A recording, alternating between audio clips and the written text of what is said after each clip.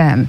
She said her son, Onyekachi, who was 27-year-old, was allegedly shot in the head during the Solidarity March for Governor Fubara on Monday. She went to come carry my son, Onyekachi. Said then they go for governor's protest. So to support the governor's protest. I said, how can that kind of thing happen? So for night, wait. I don't see him. Come ask my daughter. Say, where Onyekachi go? He said she went to come carry him. They go to support governor's protest. I can't wait. So on Wednesday in the morning, that Chinwendo come back. When they tell my daughter again, say carry Onyekachi comot.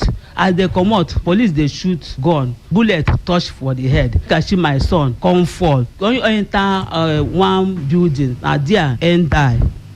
Recall that some young men who were participating in the Solidarity March against the impeachment process of Governor Fubara had attempted to pull down the gate at the old GRA residence of the embattled Speaker of the River State House of Assembly before the police intervened.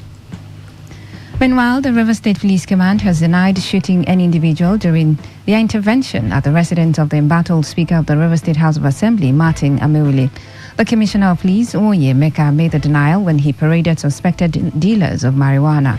CP Emeka, while insisting that the command is yet to get any report of killing during the Solidarity March in Port Harcourt, said operatives of the C4I Intelligence Unit on 28th October 2023, one Volkswagen bus and recovered 300 parcel of weed suspected to be Indian hemp. CP Oye Emeka also revealed how operatives of the Octopus Unit of the command on 1st November killed the suspected leader of a notorious armed robbery syndicate after he was overpowered by the police. Incredible information received about suspicious and clandestine movement of notorious gang members of armed robbery syndicate who checked in at a hotel located at Chokocho along Eche Road in Eche local government area of Rivers State. Operatives of Octopus Strike Force immediately swung into action. The suspect and other members of this notorious gang who has been alleged and on the trail of the command watch list. The Commissioner of Police also disclosed the rescue of a kidnapped victim and the recovery of the suspect's operational vehicle at Rumaholu in Obiakpo and the arrest of other suspected criminals in other parts of the state. The operatives of the command on 1st of November 2023 at about 5:30 p.m. equally rescued an abducted victim, name withheld, in Rumu Agbolu of Elibam Road, Port Harcourt, who was abducted by 3 armed men and a woman, who whisked her away from Evo Road, GRA, Port Harcourt. Police operatives mobilized and swung into action by giving the gangs of hoodlums a hot shake. In an attempt to escape, the hoodlums forced the victim of the vehicle in motion along Port Harcourt-Aba Express Road. Some Port Harcourt-based legal practitioners say they have uncovered a plot by the so-called elders of River State to link River State House of Assembly leader Edison Ehie to the burning of the Assembly complex. The lawyers under the platform of Vanguard for Good Governance in a statement urged the leaders led by Ferdinand Anabraba to jettison their plan and work in the interest of all Rivers people. The group's leader, Precious Dike, accused the self-acclaimed Rivers elders of being partisan and taking sides with the former governor, Nyesom Wike, instead of suing for peace between Governor Siminalayi Fubara and the Minister of the Federal Capital Territory. The statement claimed that if the alleged clandestine move is executed, the actions of the so-called Rivers elders will cause a serious breach of peace and breakdown of law and order in the state, warning that Rivers people will resist all the plans. The statement further urged the Rivers people to continue to stand with the executive governor of Rivers State and the Speaker of the Rivers State House of Assembly, Edison Ehie. Elsewhere, the armed forces of Nigeria have warned against electoral violence and unrest in Kogi State ahead of the forthcoming gubernatorial election slated for November 11 in the state. The Chief of Defense Staff, General Christopher Musa, stated this in Kogi yesterday. He said a standing court-martial has been set up to prosecute any military personnel found wanting in the discharge of his duties during the election. He called on military personnel to remain apolitical and ensure maximum security of lives and property before, during and after the elections. This comes barely days after the Independent National Electoral Commission noted that Bayelsa, Imo and Kogi states were not the easiest states in Nigeria to conduct elections due to a number of unfriendly factors, including prevailing insecurity. In the meantime, human rights lawyer Femi Falana has kicked against the appointment of members of political parties as resident electoral officers, RECs, by President Bola Tinubu. Falana, a senior advocate of Nigeria SAN, says the challenges the Independent National Electoral Commission (INEC) is facing in conducting credible elections would be complicated by the appointments. Falana spoke during a television interview while reacting to the newly appointed INEC RECs confirmed by the Senate on Wednesday and yesterday, some of whom are alleged to be members of political parties. Falana, who said 3 of the appointees are members of the All Progressives Congress, while 1 is a member of the People's Democratic Party, condemned their confirmation by the Senate. The SAN further said that the appointment of 3 other RECs should be challenged in court. It has been shown without any challenge that 4 out of the 10 resident electoral commissioners recently appointed by the president and who have now been asked to take a bow, as it were, in the Senate are card-carrying members of political parties. 3 of them are APC members, while the 4th one is a member of the PDP. I think happily, the Akwa Ibom state chapter of the PDP went to court yesterday to sue over the appointment of Mr. Umoren, former chief of staff to the Senate president, the current Senate president. And this is the world news on Today 95.1 FM Port Harcourt. After the break, more news, sports and foreign stories. Stay tuned. Every day, every hour, when the big stories break, depend on our 24-hour news team to bring you the latest. Today, 95.1 FM. Welcome back. You're still listening to the World News on your premium talk radio, Today 95.1 FM Port Harcourt. The Nigeria Labour Congress NLCs and its Trade Union Congress of Nigeria TUC counterparts have given a November 8th strike notice to the federal government over Wednesday's attacks, an alleged abduction and battering of NLC President Joe Ajaero, amongst others. Leaders of the NLC and TUC at a briefing gave the federal government a 6-point demand, including the immediate removal of the Commissioner of Police, Imo State, and area commander, among other officials, for their alleged complicity in the brutalization and humiliation of Comrade Ajaero and other workers. Recall that suspected agents of the state and security operatives had descended on Ajaero alongside other labor leaders, smashing their vehicles, inflicting injuries on them and dispossessing them of their valuables after they gathered at the NLC State Secretariat to begin a scheduled protest over pending labor issues. Leaders of NLC and TUC are billed to meet on Tuesday next week to decide on an appropriate response to the attack. The Chief Whip of the Senate, Ali Ndume, has revealed that the deal of presidential yacht included in the supplementary budget has already been signed and delivered. Ndume made this revelation in a television interview. He, however, said the vessel has not been paid for, noting that that was what brought the inclusion of the 5 billion naira in the supplementary budget. Recall that the House of Representatives rejected the federal government's plan to buy a presidential yacht, which is expected to cost 5 billion naira in the supplementary budget.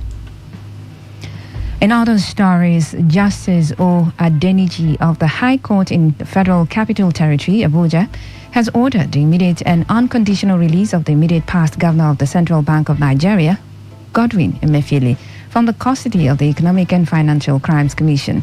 The judge gave the order following a motion ex parte taken before him by Emefiele's legal team.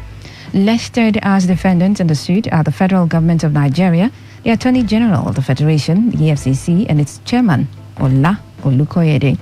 The court further set the date for the hearing of the substantive motion and notice for Monday, November 6, 2023. EFCC arrested Emefiele on October 27, immediately after he was released from the custody of the Department of State Services, where he had been kept since June 10.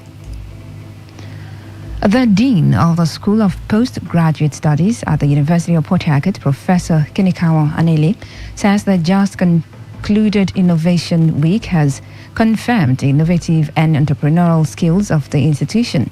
Anele, who made this known shortly after the weekly program, noted that the program brought scholars, students, industries, key players, as well as stakeholders together to showcase and put all their research works to light. The dean noted that relying on theoretical teaching is over as a result of research works, adding that it can put food on the table of researchers. The emphasis now is moving away from theory. How do we bring in, to bear upon society? And indeed, those of us working here, all those researches we do, don't just research and hang it up there. There is an urgent need for opportunities to be identified. Identify that, you come up with ideas of what should be done, and all. That's the emphasis now. You have to create wealth. Make sure we drive away hunger. Make sure we are relevant to the community within and outside. That is the emphasis here at University of Port Harcourt, being the hallmark of the week we just celebrated. Similarly, the head of Department of Tourism and Hospitality Management, Gideon Ubuebulam, says marketing is a healing tool used to revive ailing businesses and organizations. Gideon, who made this known during the Marketing Educators Conference held at the University of Port Harcourt, observed the role of marketing. He explained that marketing helps to provide strategies for companies and other business outfits. We are looking at the effect of COVID-19 on marketing activities. Now, the conference is all about how marketing can help organizations to survive the post-COVID-19 era as marketers. And everything you do, whether you're an engineer, medical doctor, you need marketing to survive. So what are the strategies that these organizations can use to put in place to help revive their businesses and relaunch into the market? The family of Nze and Mrs. Clement Ezemelue of Ola Ekolobia, Agwata local government area of Anambra State, and late Raymond Oyemachi Ajoku, as well as Ezine Edith Raymond Ajoku of Elele Kingdom in Ikwere local government area of Rivers State, are inviting members of the public to the solemnization of holy matrimony of their beloved children, Ezemelue Merivina Chidiogo and Prince Dandi Chukwu Ajoku. A statement signed by both families said the wedding between Ezemelue Merivina Chidiogo and Prince Dandi Chukwu Ajoku is the media aid to His Highness Eze Ambassador Uke Oka will hold on Sunday, the 5th of November at King of Kings Anglican Church, Omopo Elele at 10 a.m. According to the statement, the reception will follow immediately at the Race Event Center, Port Harcourt Road, Elele Kingdom, in Kelga local government area at 1 p.m. The statement revealed that the color of the day will be magenta, champagne gold, wine red, and white, while the royal father of the day will be His Highness Eze Ambassador Uke Oka, the Eze Ali Omopiriku clan. Also, the royal mother of the day will be Chief Ambassador Fortune Ioma Igwe, the Eze Omenma I of South Florida. And on the foreign scene, a massive fire at a drug rehabilitation center in northern Iran has killed at least 22 people and injured 16. Initial investigations show that a heater in the opium rehab camp in Langarud in the Caspian Sea province of Gilan was the cause of the fire that spread to the rest of the center. The manager and other possible culprits have been arrested pending the conclusion of investigations. According to the United Nations Office of Drugs and Crime, Iran, which lies on the main trafficking route for poppy, the source of opium and heroin, has one of the severest addiction problems in the world. And in sports, the Warriors of Zimbabwe head coach Baltema Brito has described the players he invited for their 2026 FIFA World Cup qualifiers as exceptional. Brito has released a 28-man provisional squad for this month's qualifiers against Rwanda and Nigeria's Super Eagles. Zimbabwe will face Rwanda on November 15 on March Day 1 before hosting the Super Eagles on November 19. Zimbabwe's only victory against the Super Eagles was a friendly match in the first ever meeting between both teams in 1981, winning 2-0 at home. In entertainment, a former gang member who had long boasted of his involvement in the murder of rap legend Tupac Shakur 25 years ago has pleaded not guilty in a U.S. court. Dwayne KPD Davis was charged in September over the killing, despite not being the man wielding the weapon in the gang feud in Las Vegas. The 60-year-old Davis, a former member of Compton's South Side Crips gang, has long acknowledged his involvement in the slaying, boasting he was the on-site commander in the effort to kill Shakur and Death Row Records boss Marion Sig Knight in the revenge for an assault on his nephew. But at a court hearing in Las Vegas, he denied the charge of murder with a deadly weapon with the intent to promote, further, or assist a criminal gang. Turn the news as a summary of the major stories. A suspected sea pirates have shot dead 4 NSCDC operatives in Bakana, Degema local government area. The River State Police Command has denied shooting anyone at the residence of the River State House of Assembly Speaker Martin Amewili on Monday.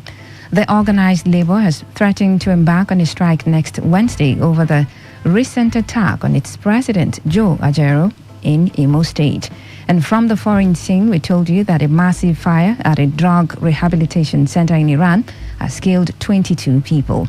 And that was the news. It's edited by Prince Ajobo. For comments and inquiries, please call 0818-389-2850 or send your emails to news@todayfmlive.com. You can also read our stories on www.todayfmlive.com. I am Faustina Oputu. Good evening. Thanks for listening.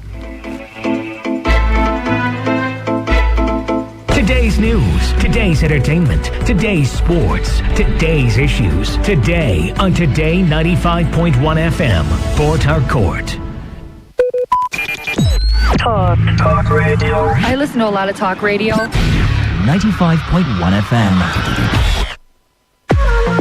What's a successful business without sales? And what is sales without an audience?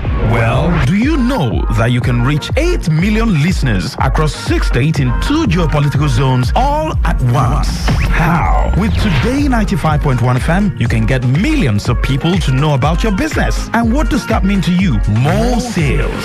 Call 081-389-2850 now for more information.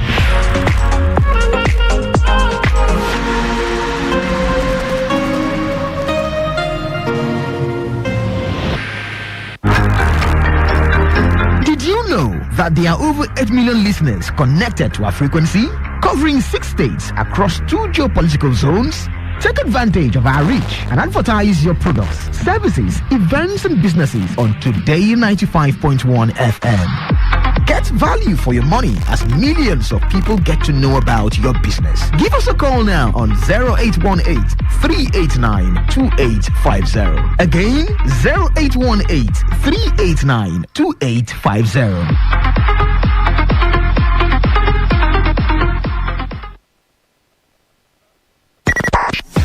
95.1 FM, voice of the people. And we're back.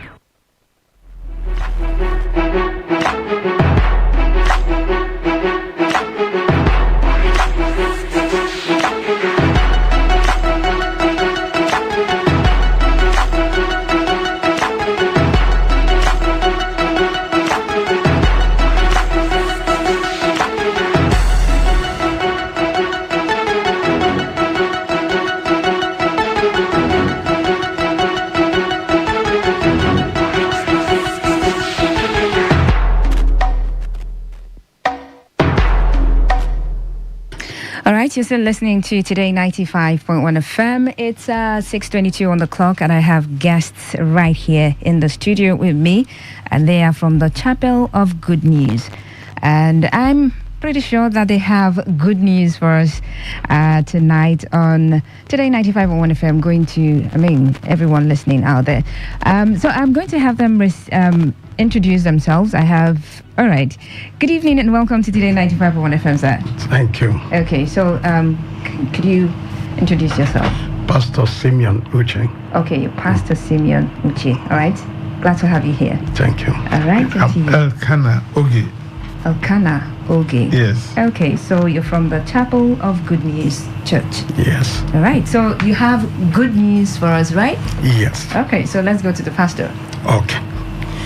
We have good news. We are from Chapel of Good News. We have a program that is yearly tagged Maranatha Convention. Maranatha Convention. Yes. Okay. That's a program to remind the entire world of the coming of our Lord Jesus.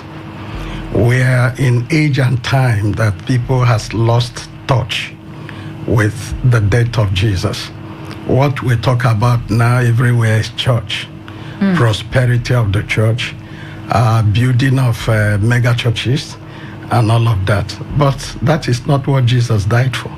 He died for humanity. Okay. Any shift from the gospel of a repented man, then that gospel is not of Jesus. And that's the reason for the program. And this is the 20th edition. 20th edition? Yes. Wow. So it's been there for a very long time. Yes. All right. So before we move on, could you briefly let us in on previous editions? How was it? Okay. Previous editions has been great. The first edition was 2004. 2004. Yes. All right. And a great number of people gathered. And we have built on that. So this 20th edition, we have men of God that are coming from Kaduna. Their life and ministry is proven.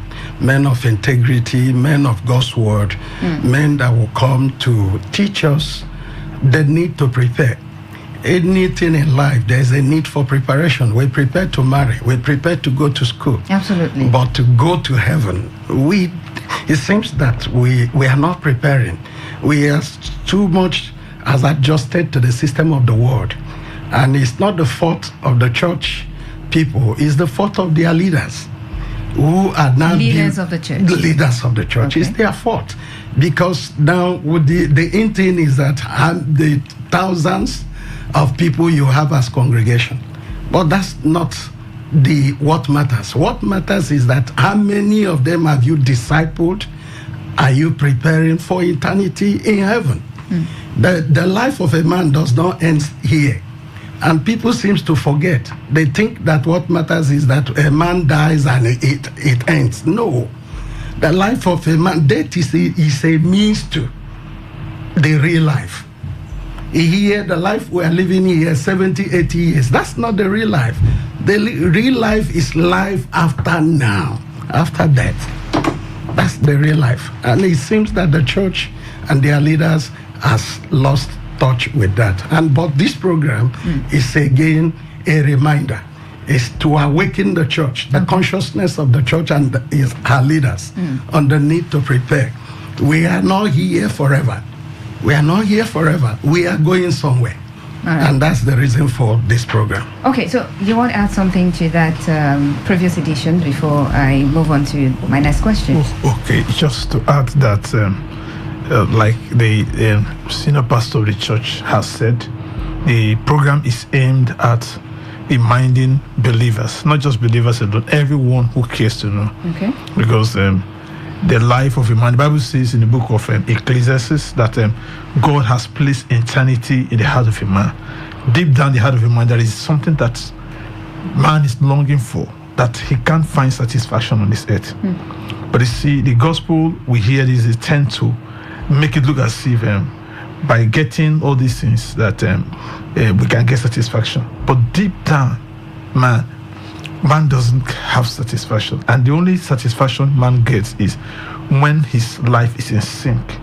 His relationship is in line with the word of God. And that's one of the major aim of Maranatha. Okay. Reminding you that in as much as you are here, life is good, you have good friends, that Jesus is coming. And a day is coming to when you will exit this what. But then the question is, when you leave, where is going to be your destination? By the way the things have gone now, people tend to adapt the reality of hell and heaven. But these things are real. Most of us have cases of near-life experience of people who, while here, before they passed, of what they could see. Some people who were in pain, but at the point of exit, they were happy and singing while they were taking their last breath. We have also seen cases of people who, while here, but things were grooming. But at the point of death, they were in agony, and in that pain, they went to this thing. But you see, a life that is in sync with the Word of God takes away fear, and you face eternity with joy.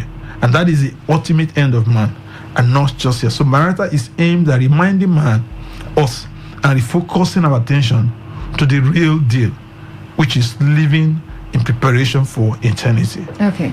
Now, still staying with you before I'm going to look at the theme of this year's event, but let's quickly go over when this is happening, where it's happening, and all of the details that we need to know. The program will be taking place in Port Harcourt, at Robakuloshi, new layout. The direction is opposite Harmony Estate. If you're on Geo Arke Road, there is a link by the Pacesetters Church, or what is called the popular Diplomat Assembly Road. Okay. So that is where you can get it. If you're coming from a bar road, you will link from Air Force. By the time you get to Harmony Estate, you drop. If you're coming from a Lozu, Robakuloshi, still drop at that Harmony Estate. Then the road, the new Robakuloshi new layout, you will see directions leading you to the venue of the event. If you're coming from Rumokoro, you get to Robakuloshi. Before you get to Elios Bridge, there is a road. You drop there, you also see directions leading you to the venue of the event. Okay, so when is it happening? Well, it is taking place next weekend, beginning from Wednesday, the 8th of November, to Sunday, the 12th of November. In the evening of on the 8th, it is going to start by 5 p.m. And we are conscious, with people who are conscious of time and the environment we live in. So we are aimed at closing on time, mostly between 8:30. The program would have been done to allow people to get home on time. So it's going to run from Wednesday, which is 8 o'clock, the 8th of Wednesday, November, till Sunday, the 12th of November. And Sunday one is going to be in the morning from 9 o'clock, and most times between 9 and 12:30, the program is done. Okay. All right, so let's move on to the pastor. I mean, you're the presiding pastor of the church, yes, founder of the church. All right, so I have the theme of the event, or the conference this year, or convention this year, Jesus Christ, our hope of eternal life. Yes. Let us sing about this theme of the event. Okay. Jesus, our hope of eternal life. Every other man that came in here as a religious leader, we know that their graves are here with us. It is only the grave of Jesus that is empty. And that tells you that he's not just ordinary man. That's it. So the prophecy that came before he was born, the prophecy that came before about his death, the prophecy that came about the resurrection, all of that we see confirm that he is not just an ordinary man. He's a son of God, and he is the only hope. He is the only hope. When man sinned in the Garden of Eden, God actually condemned man by the reason of sin. Man became a slave to his own sin. But immediately, because God is love, he did not allow the man he has made in his image and likeness to waste. He introduced the seed of the woman that will bruise the head of the serpent. And that was Jesus in the beginning. So anything that has to do with hope after death, it must end in Jesus. He's the only one that died and has resurrected. Nobody else has done that. And that is to tell you that he that has died and resurrected has a plan for those he has made and he has created in his image and his likeness. But like I said earlier, it's quite unfortunate that we have misguided our members by teaching them that everything about life ends here. You need to prosper, you need to do this, you need to do that. After you have acquired everything on earth, what next? Death one day will come, and it's a means to where you will spend eternity. And so that eternity is in heaven. Jesus made a promise in John chapter 14 and verse 16. He said, I go to prepare a place for you. If it were not so, I would have told you that where I am, there you will be also. And the Bible further said in the book of Romans, he said, if it's only in this world we have hope, we are of all men most miserable. And you can see miserable people all over the earth today, because you have to have a relationship with him here before you can plan to be with him in heaven. Okay. All right. Pastor Elkanah. Yes. I got that right. Okay, fine. We have people listening from different areas. Now, what if someone is listening and feels like, okay, this is a great deal, and the person is out of Port Harcourt? Do you have arrangements for people to, participate from outside Port Harcourt? Yes, it's a program, like the presiding pastor said, that has been on for years. We've had people come all the way from Asaba, Ebonyi State. People come all the way from Kogi State. People come from Owerri, Imo State, and even towns beyond Port Harcourt. I mean, Bori, Ahoda, and other parts of River State. So, but there are plans for if those who come. The church is such that brethren make sacrifices. Besides that, we have planned for those who will come who do not have where to stay. So all that is involved. In fact, the truth is that the program is all free. It's just you come, listen to the word of God, and see how the word of God can change your life. The conference materials, the registration, the feeding for every guest is free. Conference registration. Everything is free. So you need to register? Yes, you need to register for purpose of keeping in touch at the end of the program. Okay, so the registration is going to be done how? Where? It is done at the point at the venue. You attend the program. Okay. Yes. All right. Yes. All right. Back to the senior pastor. Okay. Who are we expecting? Are you just going to be ministering alone, or you have other men of God? And can we have some names? Yes. That will join you. We have a team of ministers, and some of them are 40, 50 years in the ministry. We have Pastor Joseph Eguda coming all the way from Kaduna State. We also have Reverend David Kanda. He also is coming from Kaduna State. And we also have some seasoned men of God in Port Harcourt here. We have Pastor Amakre Amakro. He is also part of the team of ministers. We have also Pastor Edward Ba. Is also part of the ministers that we're expecting for this program. We have Pastor Danjuma John, who is also a seasoned pastor when it comes to sharing the word of God. So he also is part of this program. So there's a great lot to benefit from this, from the wisdom of the men of God who are coming from far and wide. All right, thank you very much. Once again, let's have the venue, time, and place for the convention. Like we said. And how people can be a part of it. Like we said, the program starts on Wednesday, the 8th of November. The time is 5 o'clock on the dot. Then every other day, same 5 o'clock in the morning. There's going to be morning and evening section. The morning section starts by 9. That will run from Thursday, Friday, and Saturday. The Sunday morning. And then the evening starts by 5.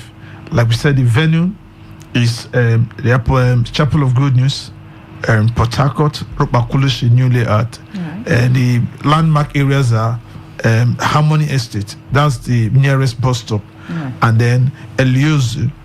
And then the Ropakulish Village, the route that also link to the new layout by the East-West Road. These are the closest bus stops. So if you are coming from Aba Road, Air Force, if you are coming from Roboko, Eliozu, the Harmony Estate is a point you stop. If you are coming from Rumokoro, Eliozu, or the Ropakulish road that links to the Libolo is also the place you can point. And then as you drop at those points, you will see banners and other pointers leading you to the venue. Yes, to the venue or the programs. Okay. So for inquiries, do you have like numbers people can call to make inquiries? The number of people? No, if someone listening and wants to make inquiries. Okay, yes. For those who may need further direction, I think you can contact 080-33-15-2301 or 080-37-119-111. 084467. I can take that again. Yeah, slowly this time. 08033152310 and 08037084467.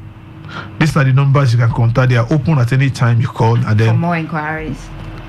Yes. For more inquiries, yes, you can call these numbers. Yes. Okay. All right. So in just a few seconds, final words on the show. Okay. The program promises a great one. We have been into it for years, and the assurance we are giving to the public is this: you will meet Jesus face to face. This program is not about church. It's not about denomination. No, it's not. Every barrier is taken over. Every barrier is taken away. Everybody can come. It's a congregation of people who are, yearning to make it at the end of the day. All right. So it's not about church at all. Okay. Quickly. Yes, like the pastor said from the onset, there is something interesting about our Lord Jesus. He said, I am he that liveth, that was dead, but I'm alive forever. And I have the keys of life, of hell and of death. And these are two principal things that people are afraid of: hell and death. And we are asking you to come and learn more of the person who has the key to this thing. So come to the Maranatha Convention, and you will learn more about Jesus. Thank you very much. Thank you so much for coming. Thank you so much. Appreciate that. God bless you.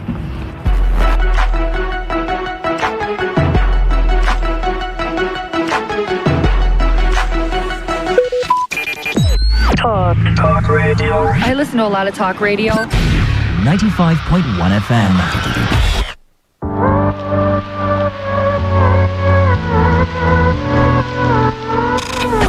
Wake up to today's quest. Welcome to take you through the ever-exciting world of sports. Today's quest on Today 95.1 FM, the newspaper review segment. You should pay them. Why not pay them so that the legislature can function effectively? The law governing those people allows them to create a multi-door. I won't use your vehicle. This one that they are giving to us to assembly 600 million. I'm not coming there because I want to chop that peg. No. Let's engage on today's hustle. Welcome to Talk That Talk on Today. No, there's nothing to sugarcoat. If you go to the street, that's where you can get the true report. It's not on newspaper or wherever. Because I see no reason why people have been suffering like this.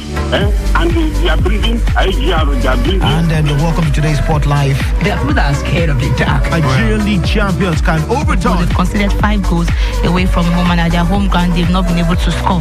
So he talked about not. Welcome to the platform on radio. Okay, America is the standard, right? It is happening in America. Hold on, America is. Hold on now. America is the standard. Yes, okay. Now they are the fathers of democracy now. Who brought them? No, they are not the fathers. For waiting, they happen. You give them that in the way you talk to you. Will they give anybody when they do well? Nah, this is a monkey man. This monkey man. And just when you think we are done, come on with us. Let's interact on today's Connect. If you believe, with Harget, welcome entertainment recap right here. So this is Area Talk on Today 95.1 FM, your eyewitness report show. Last week, you hear anything like that? This woman don't make arrest with me. I carry my eyes, see them there. Where the Senate is set to amend the Electoral Act. I don't know why we are taking this Senate serious. Is there any law that they have passed in this country? It is. Let me tell you. Today 95.1 FM. We are your perfect companion from dawn to dusk. Every day. Every day.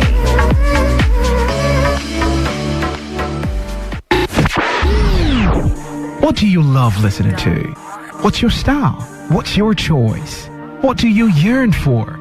So we've got great talk, amazing conversations, entertainment, sports, and lifestyle. So tune in to Today 95.1 FM. We're talking because we are the voice of the people. The voice of the people.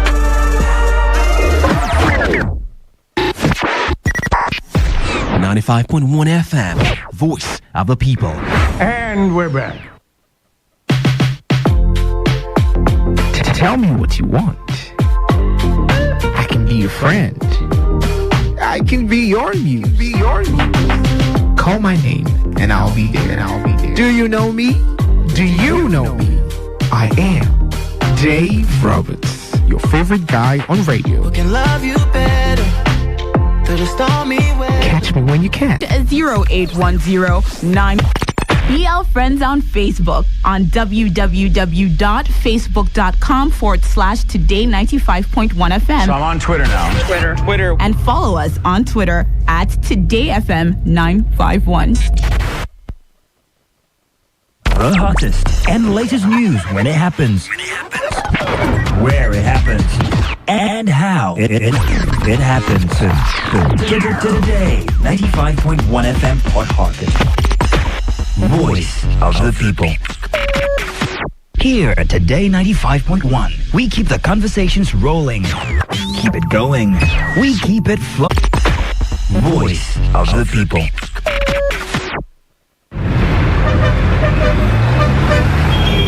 Live from the Garden City of Port Harcourt, Nigeria. This is Today 95.1 FM.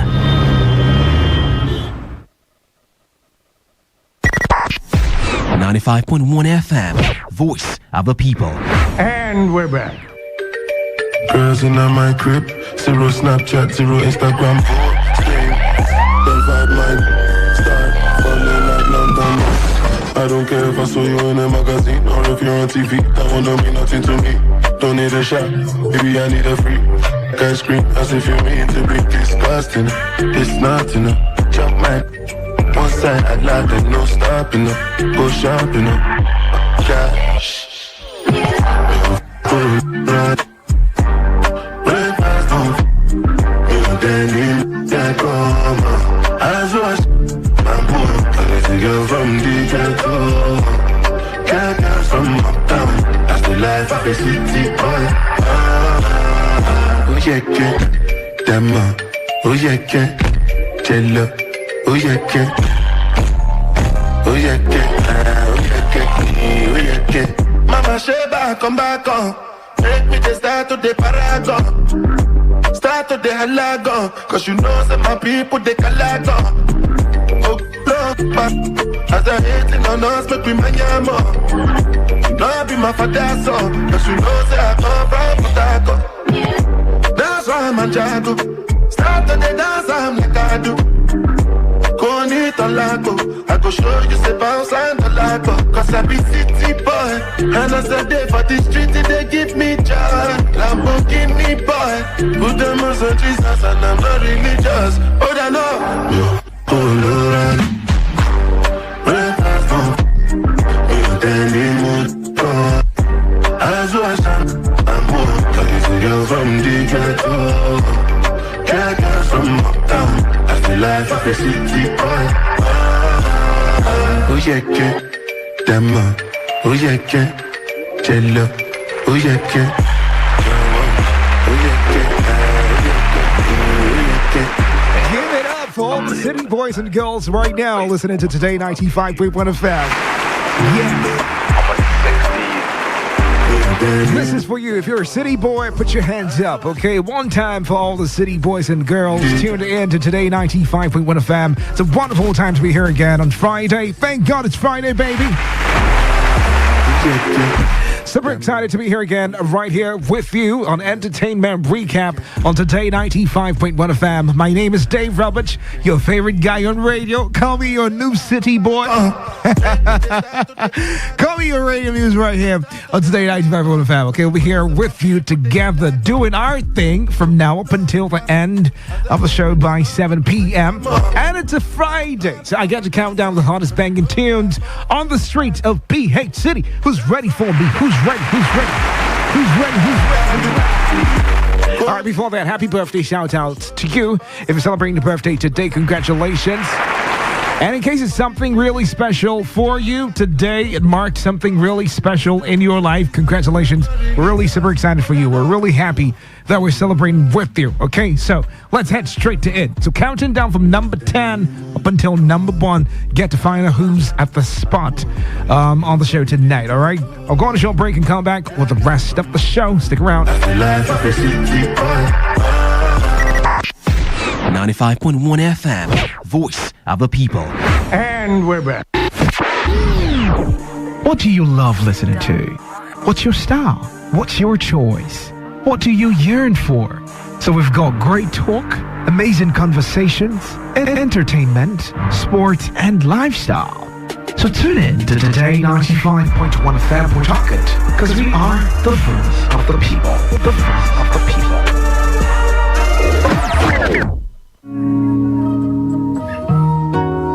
All right, welcome back. Let's kickstart the show right now at number 10. The song, it's doing pretty well on all platforms. It's by Mo Jeezy, one and only Mo Jeezy. The name of the song is One More Time. Enjoy it. Eyes on you. I don't know what thing they make me fall for you. But wait, I can get enough of your roll better. And I'm sure that I can walk away. But my leg at this, nothing move on it. Oh wait, I can get enough of your roll better. Say I love it tonight. Yeah, you messing with the nasty.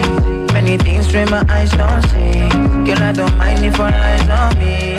Yo, you're one of a kind. You're my sweet, sweet energy. Many things where my eyes don't see. Girl, I don't mind if all eyes on me. More time, more time, more time, more time,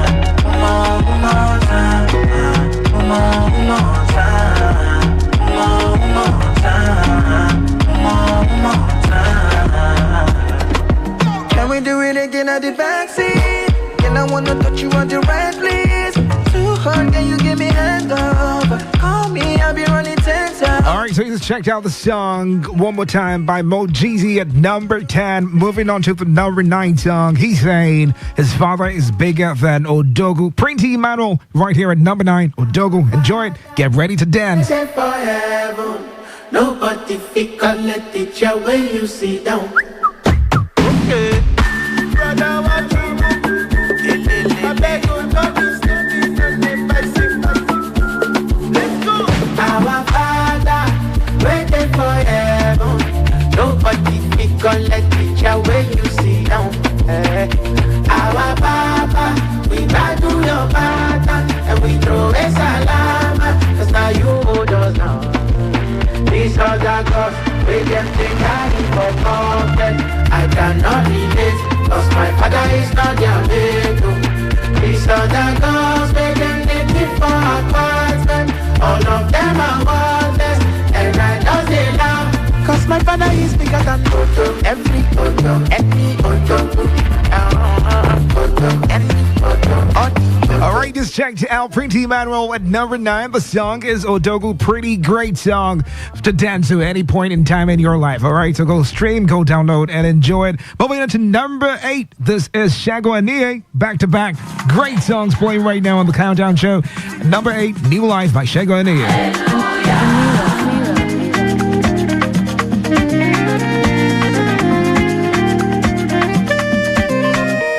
Hey.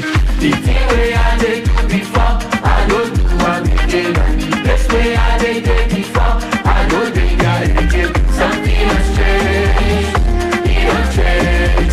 Something has changed, it don't change. The thing way I did do before, I don't do one again. The best way I did before, I don't do that again. Something has changed, it don't change. Something has changed. What do you life? I'm getting new life. Hallelujah. Say, what do you life? Say, I'm getting new life. Hallelujah. All right, just checked out Shagani, number 8, the name of the song, New Life. Go stream, go download, and enjoy. I'll go on a short break, come back, and get ready to drive you through to the end of the show, all right? Like I said, find out who was at number 1 right here on the Countdown Show. My name is Dave Roberts. Don't go anywhere. What do you love listening to? What's your style? What's your choice? What do you yearn for? So we've got great talk, amazing conversations, entertainment, sports, and lifestyle.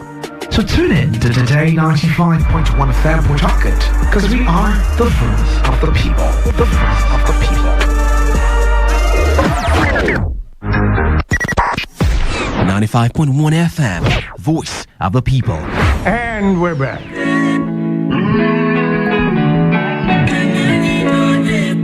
All right, welcome back. This is the number 7 countdown spot on the show right now. Okay, so go check it out. The name of the song is Friends by Hanare featuring Timaya. Now, Hanare is a PH City boy doing pretty well in Lagos and teams up with Timaya on the song Friends. Okay, enjoy it.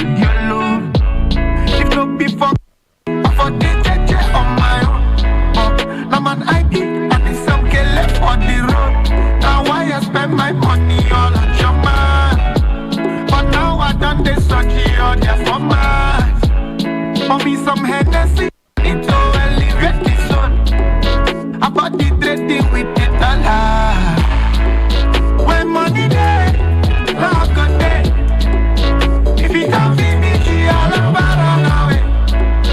Then I'm the one of you, they run away. Okay, so you just checked out Hanare. The name of the song is Friends, featuring Timaya. Be careful with friends, all right? Not everyone is a friend, but if you got good friends, make sure you stick with them. Moving on to the number 6 song on the Countdown Show tonight. We're moving pretty fast because we got to go very soon. This is No Day by Zoe. I really love the song. Like I said, one more time, get ready to dance again. Zoe.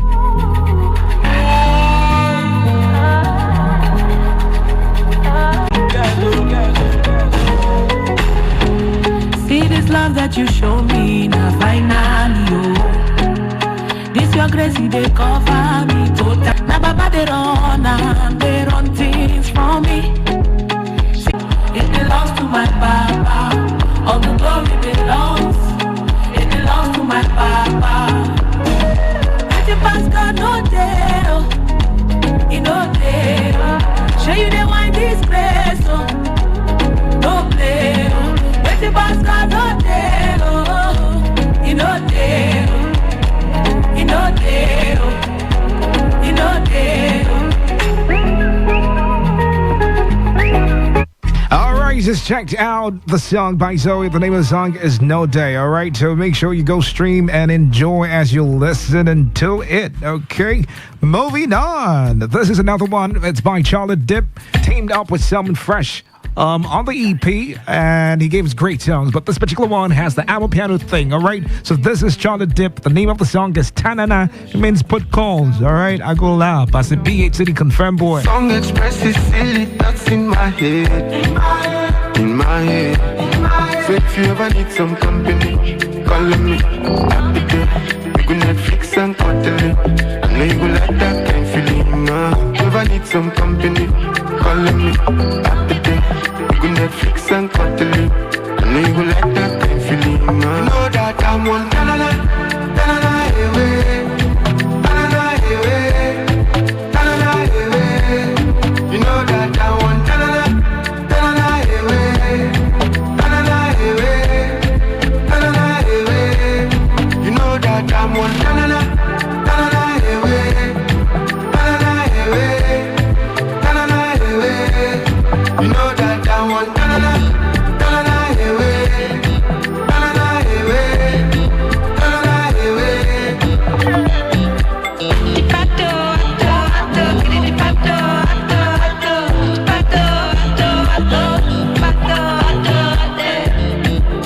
I see you looking like you looking for love. I saw you shorty 'cause I want it for love. This song expresses silly thoughts in my head. In my head. Okay, still in this mood. Wonderful mood. Okay, let's just skip the pace here. Don't break down for anything. Another song at number 4. It's making its premiere on the Countdown tonight. This is by Tunde. Still like a PH City guy who's moved out but doing his thing, representing PH City. The name of the song is Dorime. It's a Friday, so come on. Would you do this? Enjoy it.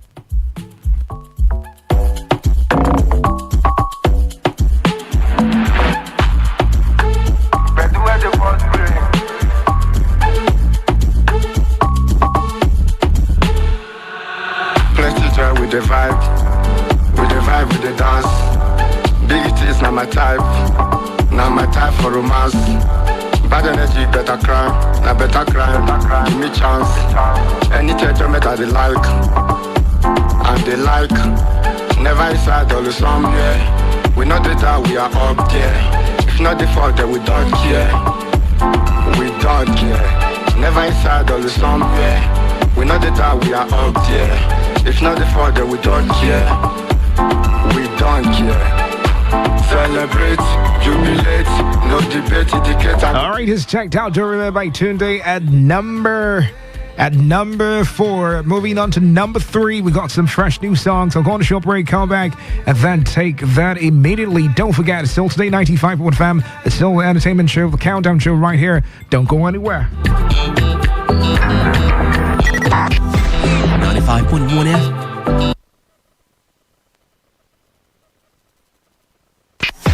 95.1 FM, voice of the people.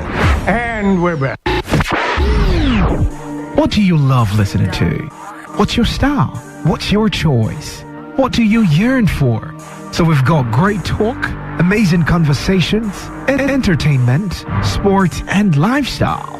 So tune in to Today 95.1 FM. We're talking because we are the voice of the people. The voice of the people. This. Yeah, Nicky Wow. Okay, so welcome back. It's all entertainment recap right here. Today 95.1 FM, rushing through it. Okay, at number 3 we got Nicky Wild. The name of the song is Talk. Enjoy it. I'll be right back. Man get plans, the money they don't man. We dey talk money, you dey talk trash. We gon' leave you for long, man. As I dey hustle every day, Papa make you run now. Cause nothing too big for you to do. Get, it's okay. Anything where you give is okay. $1 billion, it's okay. Everybody has a woo. I'm Rolls Royce for the Ghana. It's okay. And I'll be Oliver Twin. It's okay. Okay, like I said, it's okay. Enjoy it. Make sure that you're not dulling for anything, right? It might not be what you expect it to be right now, but it's definitely gonna be okay. All right, so I got to go right now, not before I drop number 2 and number 1. Who's gonna be at number 2 tonight? Guess who? Guess who? Guess who? Guess who? This is Max King. Okay, the name of the song is Butchu Butchu. Really love it. Reminds me of the throwback thing we used to do back in the day. And then I'll be back with the number 1 song. Stick around.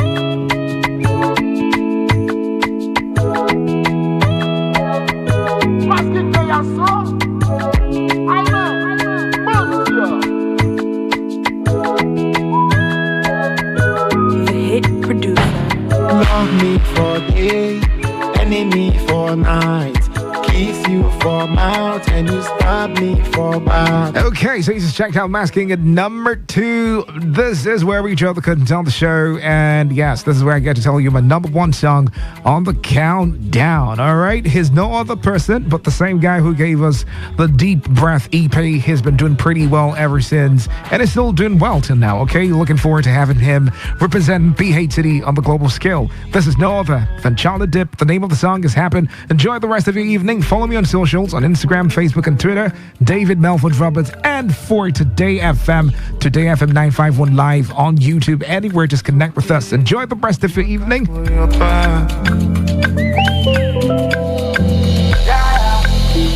Even if I lose my senses, I can never lose this feeling that I feel for you. So I give you back to back, like I hit the track. I no go give us space. No, they won't penetrate. No way, no way. I don't fall in love. Normally. 95.1 FM, voice of the people. And we're back. Today's news in 60. Dean School of Postgraduate Studies in Uniport, Professor Keneka Wanili, says the just concluded Innovation Week has confirmed the innovative and entrepreneurial skills of the institution. The National Agency for Science and Engineering Infrastructure says it has secured a $200 million procurement agreement with the Rural Electrification Agency to produce equipment needed by the agency. The World Health Organization has released a new publication listing key regulatory considerations on artificial intelligence for health. The Nigerian Communications Commission, NCC, has said that the growing mobile subscriptions in Nigeria, which hit 220.7 million in August, are creating a huge opportunity for fintech growth in the country. American singer and actress Selena Gomez has announced she's taking a break from social media. On the foreign scene, Colombia is to cool some of the 166 hippos descended from a herd owned by drug lord Pablo Escobar in the 1980s. Today's news in 60. In 60. Talk radio. I listen to a lot of talk radio. 95.1 FM. You may not realize. Because they might bring you into their lives, and the love might not just be there from the end of the lady. Maybe when she gains whatever she wants, she go to meet or stay with the man of her dreams and leave you stranded. You understand? So if that kind of question pops up at that point in time, to me, when I know we've not really have this existing information or communication, then I think I'm not going to disclose that to you, and I will see you as that, because on that first date, since we've not really had that communication between the both of us, I think what we should be talking about is who you are really, or who I am. No, listen. Who you are and who I am. No, listen. I am not my money. You are your money. I am not my money. I am not my money. Listen, but that's your there's money, a difference. right? There's a difference between asking me. No. Firstly, I listened to your question very well.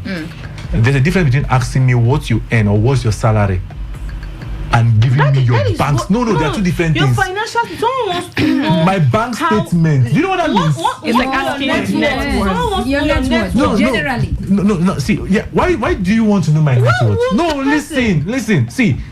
Hey. But you can ask this question. No, listen. You might have the mindset of just wanting to know. You might have the mindset of just wanting to know. You understand? Okay. But the message that might come to me might be different. You should not even want to know at the very like the message that might come to me might be different, because we are just meeting for the first time. It's just like me asking you what kind of styles are we going to be doing.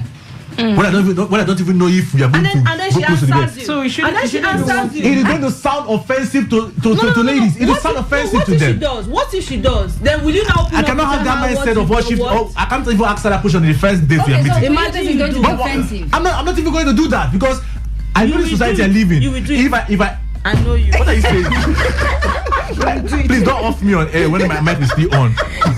See, I'm not even going to ask you that question, because if I ask you that question in my own mind or in my own head, I'm going to feel that the lady might feel that, okay, this is what he's coming for. He's just coming for sex and he's going to leave me after that. Do you understand? So if I have that mindset, that you are a gold digger, please allow me to have that mindset, because the time for that question came too early. If maybe we've have that existing communication we've seen for some times, and then you decide to ask that question, maybe at the point of maybe I don't toast you. You understand? I want to give me the answer, and you are like, okay, the person I dated, I just wanted to know. So what's up? I can. So at that point you'll be okay. I'll be okay. I'll be cool, because. Are you sure? Yes, because there have been some level of information. So at that point you wouldn't think she's still gold digging. Listen, it depends. Some things have been discussed before now. Some things have been discussed. There's a foundation for that person to ask that question which means you people create that foundation. No, you lay that foundation for women to pretend. I'm not laying a foundation. You're going to take the conversation off the subject matter if you want to go that angle. What is wrong with a woman wanting to know your nobody says. What would you want to know your what on the first day? Goodness me. I just met you today and we are meeting tomorrow for a date, and you're asking me my net worth. We did not say you just met today. No. Your first date. I painted a scenario. I painted the first case scenario. The problem we have there is the fact. Have you gone on a date before? Hold on. I painted a scenario. A real date. Because I have. No. Hold on. I painted a scenario. What did you discuss? Hold on. I painted a scenario. The very first scenario. And Uzo painted that same scenario. That, see, at that point, you shouldn't even ask that kind of question. Let us bring ourselves into this conversation. On a very established foundation, you can discuss serious matters, including that. Not the very first instance. I just met you today, and we are fixing a date for maybe. I should give you my bank statement. You're asking me my net worth. Mama never even asked me. Now you. No.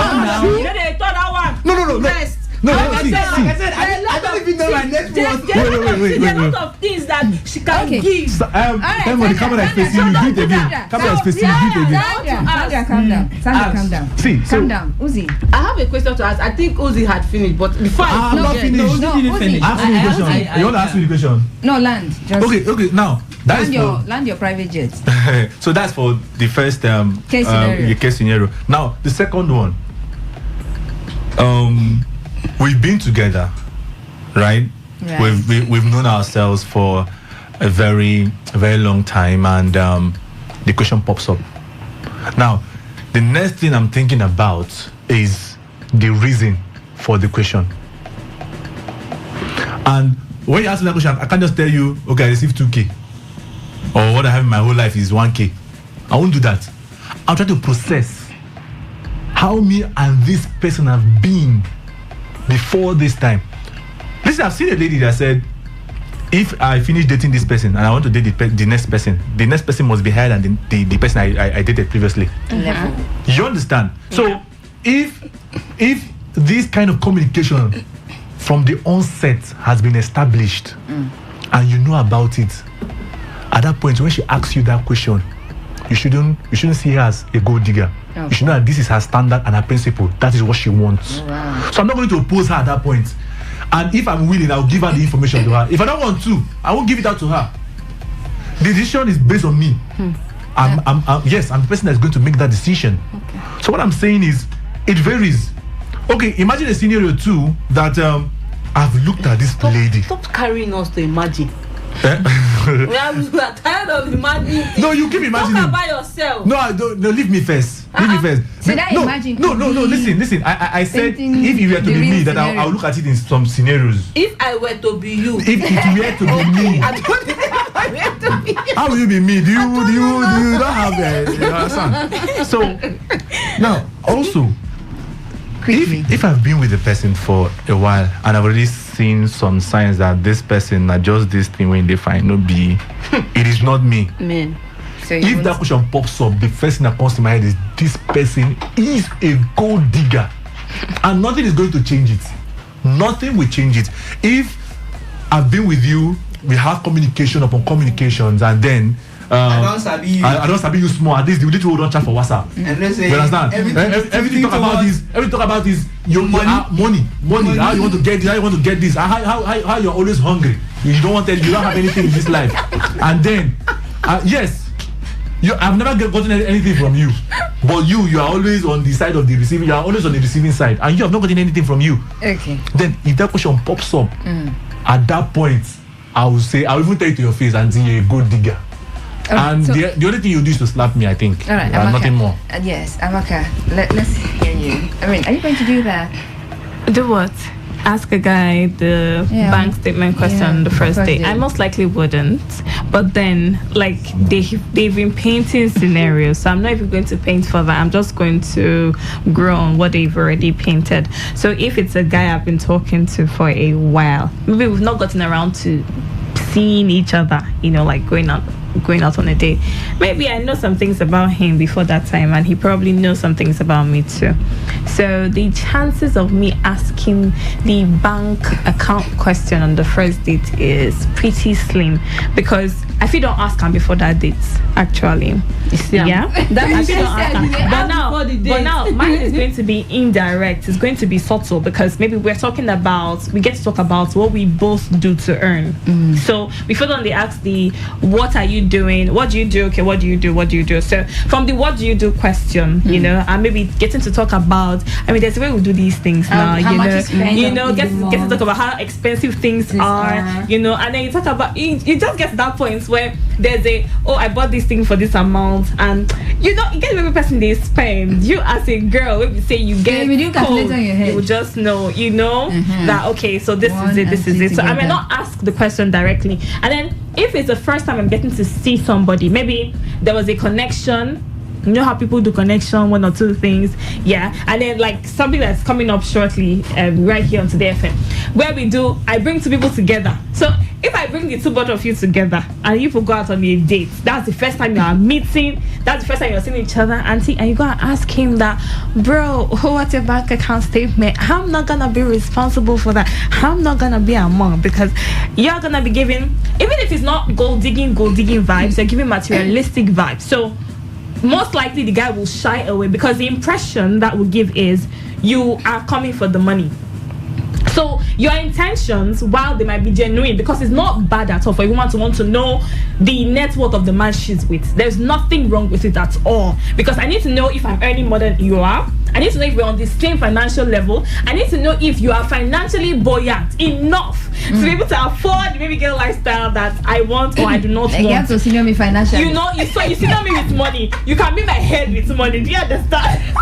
So it's different, but that's not exactly a first date question. If it's you are just getting to see each other the first time, so make it not come out that time. That's not like the right time for you to ask that question. But if you guys have been talking over time, it's the right time for you to tell her to follow you home. That's the problem. That's the problem for some men. So we need to put it out there. In as much as you're not expecting certain things from a woman, don't do certain things as well. Let's not have again. This is taking this conversation out of context and subject matter.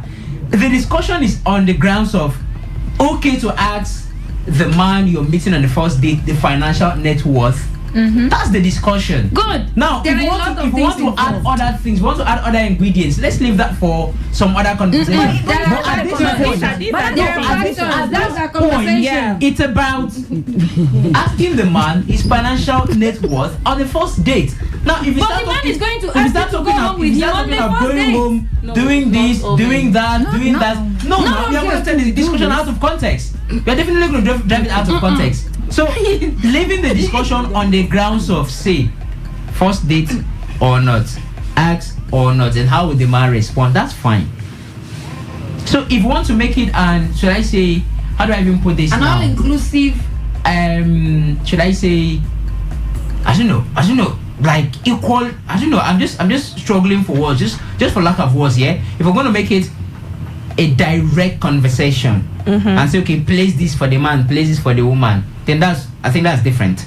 You know, I mean, you are the one running the show, so you know your subject matter, right? That's different. If we want to do place this for the man, place this for the woman. No, we're not placing things side by side. So if we're not doing that, then come to talk about the man asking you, because I mean, I went. But it's a conversation. I'm into the conversation, and I'm not even thinking if I'm going to ask that woman out. Are you getting my point? But I am into the conversation. You asked her for her number the first day. I am not even thinking if I'm gonna ask. Do you know what a date actually means? It means on the date. You understand? On a date. I'm not even thinking of if I'm gonna ask her to follow me. I didn't even that thought didn't even cross my mind. No. You are on a date already. I'm on a date. Oh. Yes, that first date. And I'm not even thinking if I'm gonna take her home. Alright, so you getting my point? Yes, I'm not even thinking if I'm going to take her home. I feel like that date we shouldn't have used date, because we are in Nigeria now. I just remember, especially in River State. Okay, Sandra, I don't understand. You want to hear from me? This matter big go. I know, but I will try my best. Just try. Okay, so I don't know if I'll ask. For me, I don't know. I'm not sure I would want to. You may not. Yes, you on might, that first date, most men are, somehow bold enough to ask you certain questions. I mean, if you create that opportunity to ask me, if you make that ground available for me to ask that question, I will ask. And one thing men need to understand is sometimes women don't ask that questions because they want to gain from you. They don't ask that question because they want to eat your money. When we say you are going out for a date, it means you met her the first time, you liked her or you like her, and then maybe you met at one wedding ceremony or any ceremony, you collected her number, and then you got talking. She ticked some of your list, the boxes for the kind of woman you want to, and then now you are having that date because you want to talk about yourself.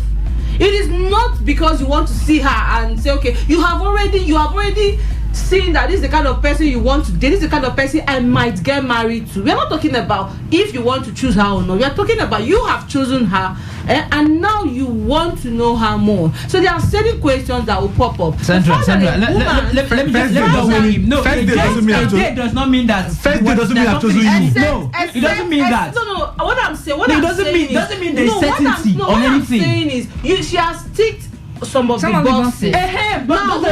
Listen, one box that she doesn't take, can change. Sandra, I also want to put it to you. I also want to put it to you. Now, why you have a date is because you want to talk, you want to have that conversation. You want to know. Some people are sapiosexual. You want to know if she has that intellectual capacity as you do. So it means the both of you will have to talk. That's what a date is all about. That's what it entails. We will talk. Now hold on. A woman asking you about your statement, wants to know your net worth. Sometimes it's not because she wants to dig. No. Do you know why I interjected? No, I'm gonna hold on. Do you know why I interjected? When you said she has ticked your boxes, this is the person you are likely, like your lover and stuff. No, you like her. Because yes, sometimes she will not even tick any box, but you don't want to see the person. You just want to see the person. There is nothing certain. No, you've seen her. Start taking on a date now. He's seeing you now. What else? There's nothing certain. What else now? Let's stop shouting. The thing is, understand what the reason why he is not getting is because he has not been on an actual date. His dates are usually come to the house, stop for so place. Yeah, who is in that one? Pay 15 naira, drop there, become picky. Tell the bike man. So I mentioned you're talking from experience. All the places you've gone to and you gave the bike man the phone and 15 naira he paid. An actual date is you've seen her, you met her, you saw her somewhere. No opportunity for Natu to get one-on-one talk. So now you don't collect her number. Natu don't they talk. What if I met the person online? That one now you are that one. Leave consign. No, it is not a different conversation. It is not a different conversation. It's not even the okay, can you allow me talk? Allow me talk. Man, no off mic. So now, before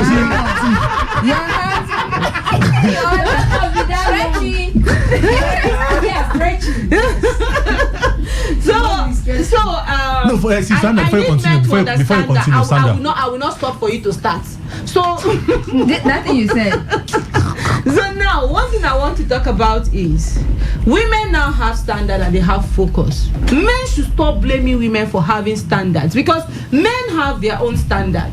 I am not saying that a woman being a gold digger that it is right. What I'm saying is do not fault a woman who knows what she wants. Exactly. If a woman wants a wealthy man and you are not wealthy enough to take care of her, you leave her and go for other women. So the reason why I'm saying is because I have not seen. There are still women who men will let us state it to the man before asking of the bank statement. I want somewhere that have 100 million and above. I have not seen a woman that is material or a man that will say, oh, this woman is materialistic, and then because of that, this one have that will happen. At the end of the day, you see a man that is wealthy enough to even show her that you see that way you want, money go buy and buy more.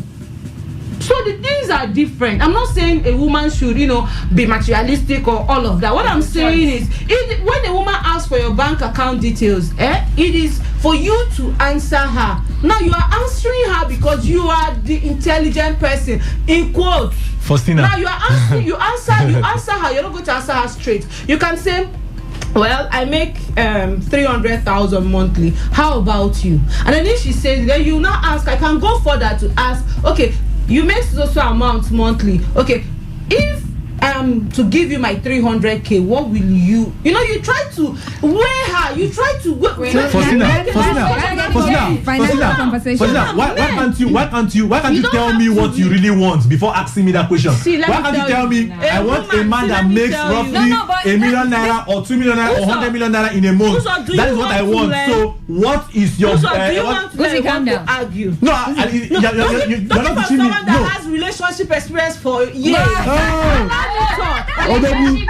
Odogu, come off on road. After you now you, before you now you, behind you now you, beside you now you, even inside you now still you. But again, there's nothing wrong with what we just said. No, there's nothing wrong with what I'm saying. You tell me what you want. You can state your intention before you ask the question. Because if I respond to your question, I'm going to ask you why. No, why did you ask? So there's nothing wrong with stating why I want to know your net worth. Did she change? Did she put a gun to your head? She didn't. Now, are you not? Don't you have the right to either mention it or walk out of that table? I do. Why are you trying to make a fuse out of this whole thing? No, I'm telling you, just as much as she did put a gun to my head, and I have the right to walk out. I also deserve or own the right to know why you are asking the question. Let me tell you something here. There are different levels to what people want to know. That's one thing men fail to understand. Sometimes you meet a woman, you want to know, are you working? Are you this? Do you eat? Why are you fat? How many people Some women want to know who you really are deep down. Let's say, for instance, me. I ask certain questions because I want to know if you're a kind person. Okay. The only thing I need in a man is a kind. You have to be kind, even if you don't really have. You have to be kind, and you don't really have to be over religious. I hate it when people are being too religious. I need someone who understands the true meaning of love. Okay. Because I take that's my watchword every day. When you take Corinthians, they tell you true definition of love. Those are the two things I want in a man. You have to be kind. You don't have to be boastful. You have to, there are certain things you have to have. Just continue. I'm not saying you should razzle me. I'm not saying don't ask me out. It doesn't look like I'm the man. Just continue. You're telling me too much. I think I'm knowing too much about you. What I'm saying in essence is this: we might go out on a date now, and then you start with I am this, I am that, and that's not what I want to know. I want us to have a conversation. I want to give you instances. I want to tell you something that happened. I had 1,000 naira with me, and someone really needed money, and I gave the person 900. I need to see your reaction. That's me getting to know you. Another woman wants to know if you're well. Another woman wants to know if she can build you. Another woman wants to know if there's anything she can multiply, and if you can multiply her. A woman wants to know how much you're earning, so that she will know if she can be free enough to give you your money. If you say a woman, no. First, don't say a woman. Say some women. A woman who is earning 1 million naira, and then she meets you, and your wristwatch is worth 5,000 naira, and she still agrees to go on a date with you, and she's asking you to know. Don't you think that you, the man, might be the gold digger? Don't you think she's asking to know because she wants to invest in you? Okay, now listen. So what I'm saying in essence is, let's try to weigh this thing from both ways. Now, you are. Remember. I'm not saying it is right. I'm not saying I do it. When I say, I'm saying don't fault women who do that thing. Okay, now you are making the same mistake. You tried to correct us. At first, you said we should put ourselves in the situation. So at the point, like we should talk on personal grounds. So at the point, I feel like on my own grounds. No. You just said I'm not saying it's right to do. I'm saying it's on women. You understand? So that's taking yourself off it. No, don't fault. But Sandra. No, that's how she started. Sandra. Let me start with, I'm using a watch of 5,000 naira, and the woman is worth 1 million naira, or more, for instance, or more. And you ask me how much I'm earning or what my net worth is. Now, I want to remind you that I was the first person to answer this question, and I said categorically that there are going to be two options if it's just there is no proper foundation for us to start talking about serious things, and then you come up with that. I'm going to think, probably this one is coming for my money. That's one. Then the second option I give is that possibly she has a financial class and she wants to weigh me and see if I fall into her financial class. If you remember will you respond? At that point, will you respond? Very well. Will you respond? Listen, if you remember very well, I stated that. So at that point, I'm going to wear which is what, and that will decide, or that will determine whether I'm going to answer or not. No, hold on. That would I'm not going to hold on. That will determine what my response will be, because I'm going to weigh my options. You know this person. You know this person is a CEO to one very big company, and you are an employer in another company. You know you are guessing that she might earn more than you, and then she asks that question because probably she does not know. I will tell her. You may have. You will tell her. Yes, I will tell her. You're a gold digger. I will tell her. How be the woman know you are a gold digger? Now, how am I a gold digger? Now look. How am I a gold digger? Because you Are you serious? She asked the question. She asked the question, and I can't maintain the same answer that you would give a normal girl that is earning 10,000 naira. Again, remember, I told you, Sandra, I told you that I'm going to weigh my options, and that my options will determine my answer. So, for crying out loud, if I read that this is an intentional question from somewhere, for crying out loud, I will answer, and I was not making me a gold digger. You asked the question. I didn't raise the conversation. I didn't raise the subject matter. You asked the question. I'm not the CEO. Why will you not answer me if I ask you? Because at this point, situations have changed, conditions have changed. Oh, so yes, I am giving my response on the grounds of what the conditions are. What are the conditions? Yes, How is it at different? this point is that I know who this person is. I probably know why the person is asking. Sandra, let me ask you: if you meet a man you know is a CEO, or you know that the man is a CEO of a company, would you ask him his net worth? I said the first time. I said I won't ask anybody. I just said Sandra, I just said you meet a man. No, I didn't say she's going to ask. From the beginning, I said I will not ask. You will not ask. My problem is men feeling like women who ask are gold diggers. If you don't like it that she asks, you can as well walk out. But don't try to fault it, because most men, some men even like the fact that I have the right to make conclusions based on the foregoing, Sandra. Based on what is on ground, I have the right to make conclusions. I will send a proposal to that CEO. That is how I even weigh his financial capacity. I will send a proposal to him, and then I want to know. He will even tell me, this is what we make. This is how we get our money monthly. Okay, fine. Now, I'm telling you, that is your tactics. But let me bring you back to the See, now you're taking yourself out again. That's your tactics, right? Now, let me bring you back to the conversation, because that's off the conversation. Okay, we are talking about a direct question and a response. Because for me, for Reliance, I might choose to do many things. Why are your answers objective and subjective? Why shouldn't it be? Oh, why shouldn't it? So my answer should vary. Why should it?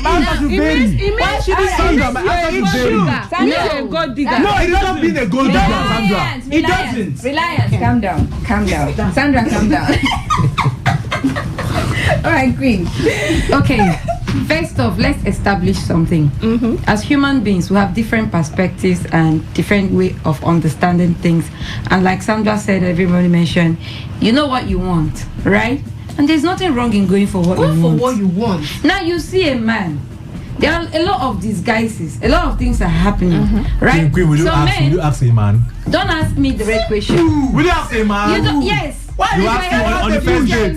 How much will you make? Now let me tell you why I will ask you thinking about the bush? If when we're talking on the phone, we have not gone out on a date, you're getting me certain things, you're sending me certain gifts, expensive gifts, and I see you, and you're not looking. You know, there's a way you see somebody. There's a place you see the money for the person. Yeah, you see the money. Okay? You see the money in the person. And I see you. You're a gold digger. You're a gold digger. How do you see the money in the person? You're a gold digger. Look at my yes, a lot of internet fraud. Let's go by the premise that you guys are late. That means you're a gold digger. Of course. Wait. Let me finish. Now I look at you and I'm not getting that vibe of someone who is responsible, working, like legitimately making such amount of money. Okay. Bro, I'm going to ask you first of all, what do you do for a living? The question is, what is your financial worth? You be your statement of account. She hasn't landed. Okay. I will ask you, what do you do for a living? Okay. You tell me you're a businessman. I'll ask you, okay, so what kind of business? What kind of business? So how much do you make in a month? What's your net worth in a year or in a month or in a week? Because I want to ascertain something. It's not wrong. It is not. The same way you're going to see a lady on the phone. In fact, our own date. The lady's own is date. This one is the moment you call her, excuse me, understand, you're asking her what do you do for a living. The same way you're angry now that you don't have to, that it's a gold digger that will ask you your bank account or your net worth. That is the same way we are looking at the men as gold diggers. When you will see me for the very you are not looking at me as a gold digger, Queen. I'm putting it to you. I'm putting it to you that you are not looking at me as a gold digger. The same way as a man I am. No, I'm putting it to you like that. A man will see you. You're not looking at me like that.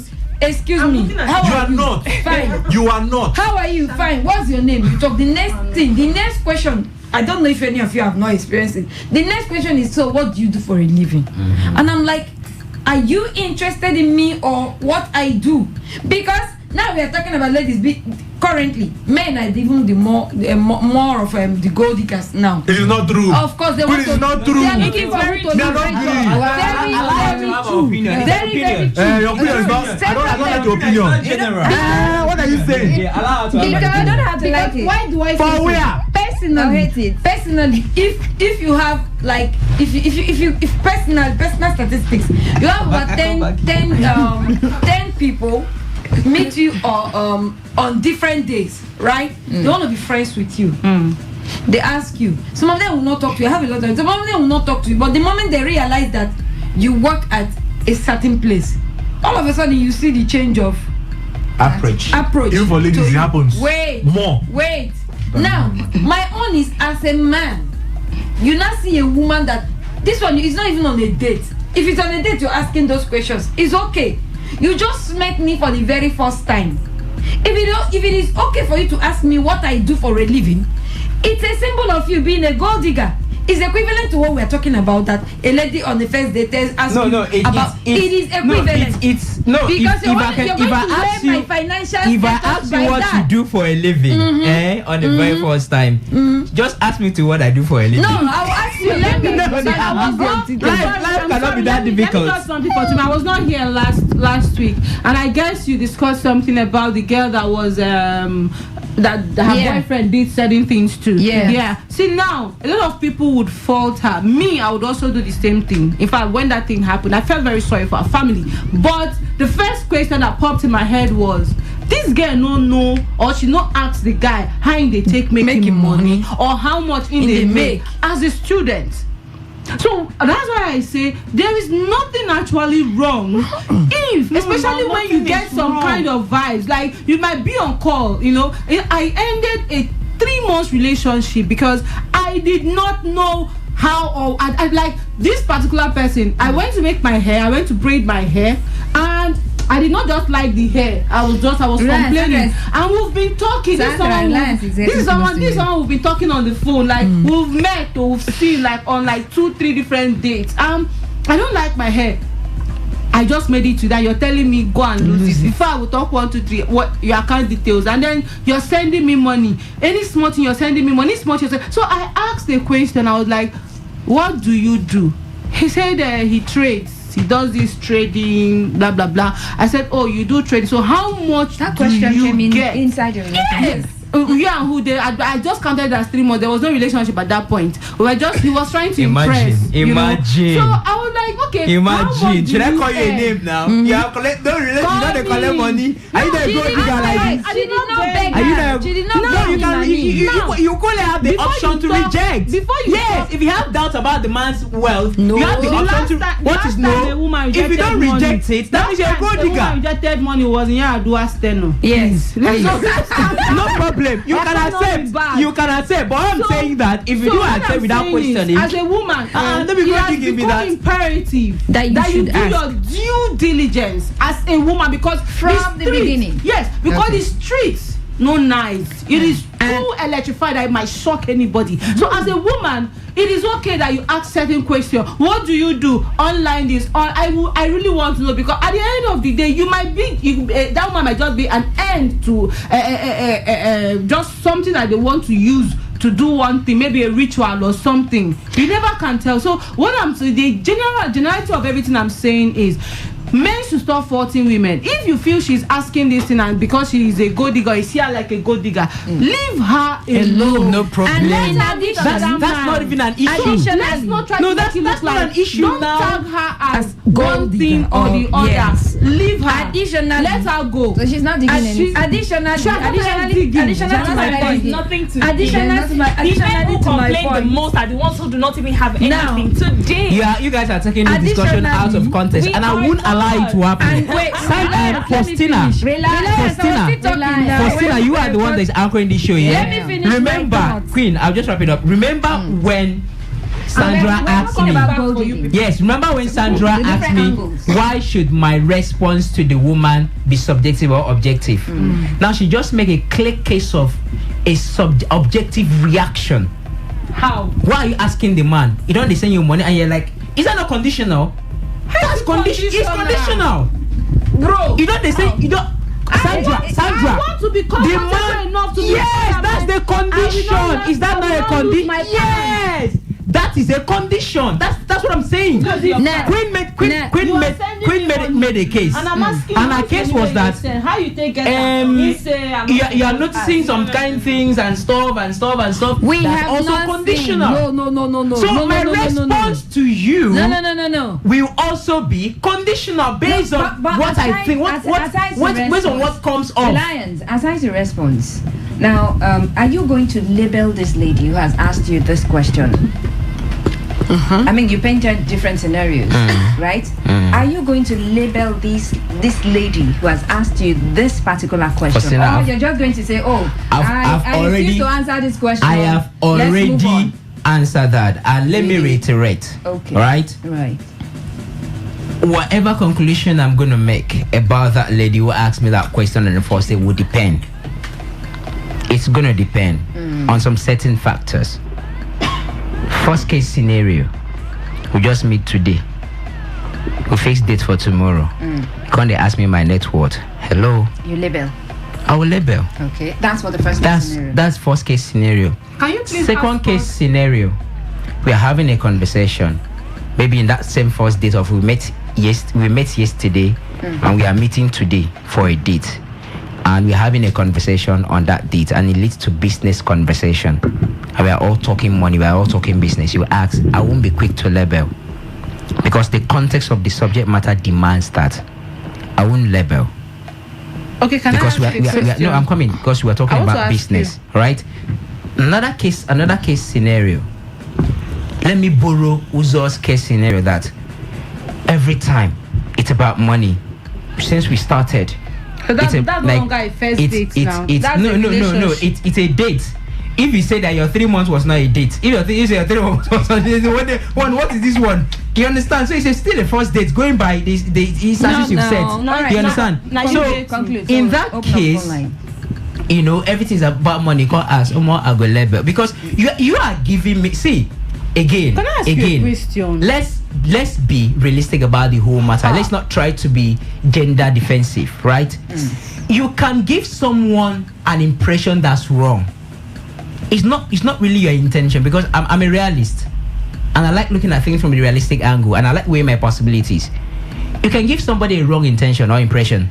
That's not actually. It could be that you didn't ask the question as per gold digging, but for crying out loud, read the room and understand that you're talking to an imperfect human being that can make wrong conclusions based on what comes off you.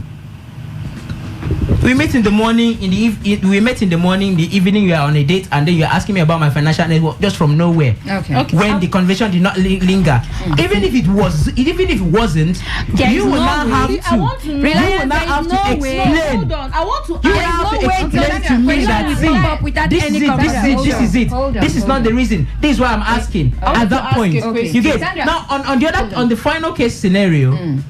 We've been having discussions, we've been talking serious matters, and then you ask, no problem. Try it out. I won't label. Right, try it out this weekend. I just want to ask you a question. Yeah. So my response is going to depend. No, there's no problem about that. So now, what you've told us right now is that your answer will still vary. But so I want to know what forms your basis of discussion when you meet a woman for a date, because we're talking about a date that will last for 4 hours. What are the things that will form it? The things that will form the basis of discussion. Yes. It depends on me. It depends on the person. No, it does. It does. For me, Lions. It does. What possible areas are you going to talk about? We can talk many things. What are the we can talk movies. We can talk sports. We can talk business. We can talk many things. We can talk marriage. We can talk many things.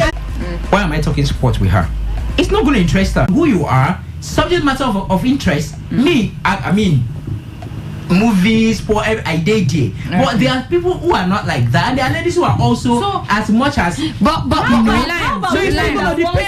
women that wants to discuss real life issues? Real life issues cannot start with my finance. Hold on, you cannot. We will discuss it. Are you the first child? Am I the first We child? will discuss it now. I just say we're going to discuss it. For me, one thing when they fear me now, say I go marry first child. Okay. Because me I'm first child. So women, it might be that, it might be finances, it might be everybody. Let me tell us the truth. Let me tell us one thing, not the truth. Not the truth. Let me tell us one thing. You only set of people who will be afraid to mention boldly to a woman whether you want to go dig or you don't want to go dig. People who don't have money, who are afraid of their bank account. You said that what you want to tell us is not the truth, so I don't have to argue. I did not say no. You said that's not the truth. Because so some men want to even impress you. I don't argue. The 95.1 FM post is up there. Comments are there already. I'm listening to it online anyway, but I get the flash of the topic. But the truth is that someone that is asking you your network, your bank account, whether it's heavy or not in the first date. For me, I think the person is not ready to settle down. Why did I say so? If you love a man, you understand, you should not put money first. Money is not supposed to be first. Because I've heard a lot of guys complaining that even in the talking stage, in 2 or 3 times, the lady have started asking for house rent, putting pressure on the man. Or I'm no matter the angle you are looking at it from me. All right, 10 billion. All right, thank you. Thank you very much. Today, 95.1 FM, welcome. Thank you very much. What's the name? Yeah. Good evening. Douglas. I'm speaking from Charlie. Douglas? Yes. Okay, Douglas. A special shout out to Azeruwa. Sandra. Good evening. Good evening, my dear sister. And I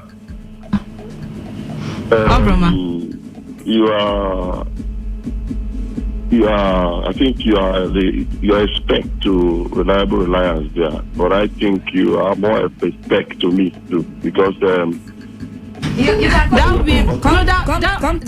would be great. Just follow me on Facebook, Sandra Kenneth. She should follow you. Yes, you will see it there. Rumeme girl. But I'm wondering why. Amaka is quiet. Is she not there in the studio? I see that. Amaka has been talking since here. I've been talking now. No. She just made the first comment only. The guys there, I give a shout out to you. You guys are good. Reliance and those. You don't want to let this lady rest, though. If not, you for let them rest. Yeah, you need to let them rest. See, this issue of net worth and all that, to me, I think it's a no-no on a first date. Are you guys with me? Yes, we are. Yeah, I think it's a no-no on a first date. Dating, it's not for what the economy now is dealing with people. Dating is not something you begin to dig in deep and all that. Just those little things, like Reliable Reliance mentioned there. You can know from a guy's shoe, his wristwatch, his clothes, his handbag, her hair, and all those little things. You don't need to ask. You know what the person's net worth is. You can discuss things like, your skin is fair. What soap do you use? Mr. Douglas, what if the guy... Can you hear me? Hello, can you hear me? So what if all of these things you've mentioned were borrowed by this guy? Come again, what did you say? What if all the things you've mentioned were borrowed? Sorry, your line is breaking. Let me on the radio and hear you. All right, no, go ahead. Repeat. I said, what if all the things that you've mentioned were borrowed by this guy? No. See, there are persons, according to what Reliable Reliance said, by their appearance too, and the Queen also mentioned it. You don't appear like a hungry man and you be dressing like a rich man. It will show. In fact, let me tell you, by your discussion there, any good listener, an intelligent person will understand the kind of persons you guys are. It doesn't really mean for you to say it. What if the lady says her net worth is so and so, when it is actually not? Those little things are what matters on the first date. This bank account stuff and all that, with time, it will reveal itself. Some guys trek down to where they're going on a date. But if you see them on the road when you're leaving, trekking back, you think they don't have a car. And then you want to judge them by that. No. So the little things to me are what matters. Discuss about your intention for the future, how your love is for kids, or how your love is for the elderly, what kind of movies you like, what kind of music, what kind of, just little the category of persons you're looking for. Some things end at that first date. All right. Because of time, let's let you go so that other people can call. Thank you very much. Thank you. We really do appreciate it. I will keep in touch. Okay? Okay, he will keep in touch. Today, 95.1 FM. Good evening. Yeah, Mr. Zion, good evening. I want to appreciate for this topic you guys brought to discuss. The truth is this. Because of poverty and illiteracy and joblessness, most of us are seeing relationship as a venture. Relationship as a poverty alleviation program. Marriage as a poverty escape route. Oh, that topic should not be brought on first day of dating or wherever. It shouldn't. This thing is turning off. It's a turn off. It's a red flag. It's to show that this person is so desperate for acting. By the grace of God, where I work, a lot of the girls, they have money. I'm just telling you the truth. They have money. Just imagine a girl receiving an hardship allowance, 10,000 naira every day. Every day allowance and hardship. Calculate it for a month, and that is not a salary. It's not a medical allowance. It's not a physical allowance. It's not a wardrobe allowance. I'm talking about hardship because of the subsidy removal. Now you go to her on the first day. Oh, how much are you receiving? Or how much is in your bank account? The turn off. There are too many things to discuss on the first day. Many information one can let out on a first day without looking into your private life or bank account. Okay. Talk about movies, the future, transition, your education. Everything will be hooked up to you. We just have about 8 minutes to do You this. guys do not allow us now. You guys took all your time talking. I won't get into our time. You said there is no time. Thank you, Mr. Zion. Are you the only people in this world? No, we're not. You also give us our 1 hour. Take your 1 hour. Give us our 1 hour. No, it's not 1 hour. We didn't say we're going to give 1 hour for call. Thank you, Mr. Zion. We appreciate you. We are the listeners. I'm speaking for the listener. We need 1 hour. All right, Mr. Zion. Noted, Mr. Zion. Thank you. Noted. Thank you very much. Thank you. So we don't get into that argument that we got into the last time. 1 minute. Hello, Today 95.1 FM. Okay, the line is not clear. Do well to call back. Hello, good evening. Hello? Hello, good evening. What's your name? Good evening. Hi, man online. Your name again? Hi, man. All right. Quickly, go straight to the point. Thank you. In a relationship that will last for 24 hours, what I want to tell you is that there is this general principle of law whose status it may affect many things in relationship. One thing I do advise people is that the food you will eat for too many days, you get to take time to cook it so that it will not sour. All right. Before time. You get to take time to cook it before so that it will not sour before time. Asking that question that early may not be too good to too many persons. Okay. However, Abraham Lincoln said, among all corrupt politicians, there are dedicated leaders. So among the people that may not take it, maybe there are a few people that will take it. But considering it from the general principle of life, it is too early at that first time. All right, thank you very much. Thank you. God bless you. God bless you too. I appreciate you. All right, so let's head over to Facebook and take some comments. Beginning with this one from Honorable Prince Golden Clement. It is very, very, very like 10 times very wrong. Is she going into a relationship with the bank account? That should be the list of her concerns, unless she wants to know to help the man rise. There's an unless here. Okay. And I wish Facebook has voice notes so I can express myself well. Oh well.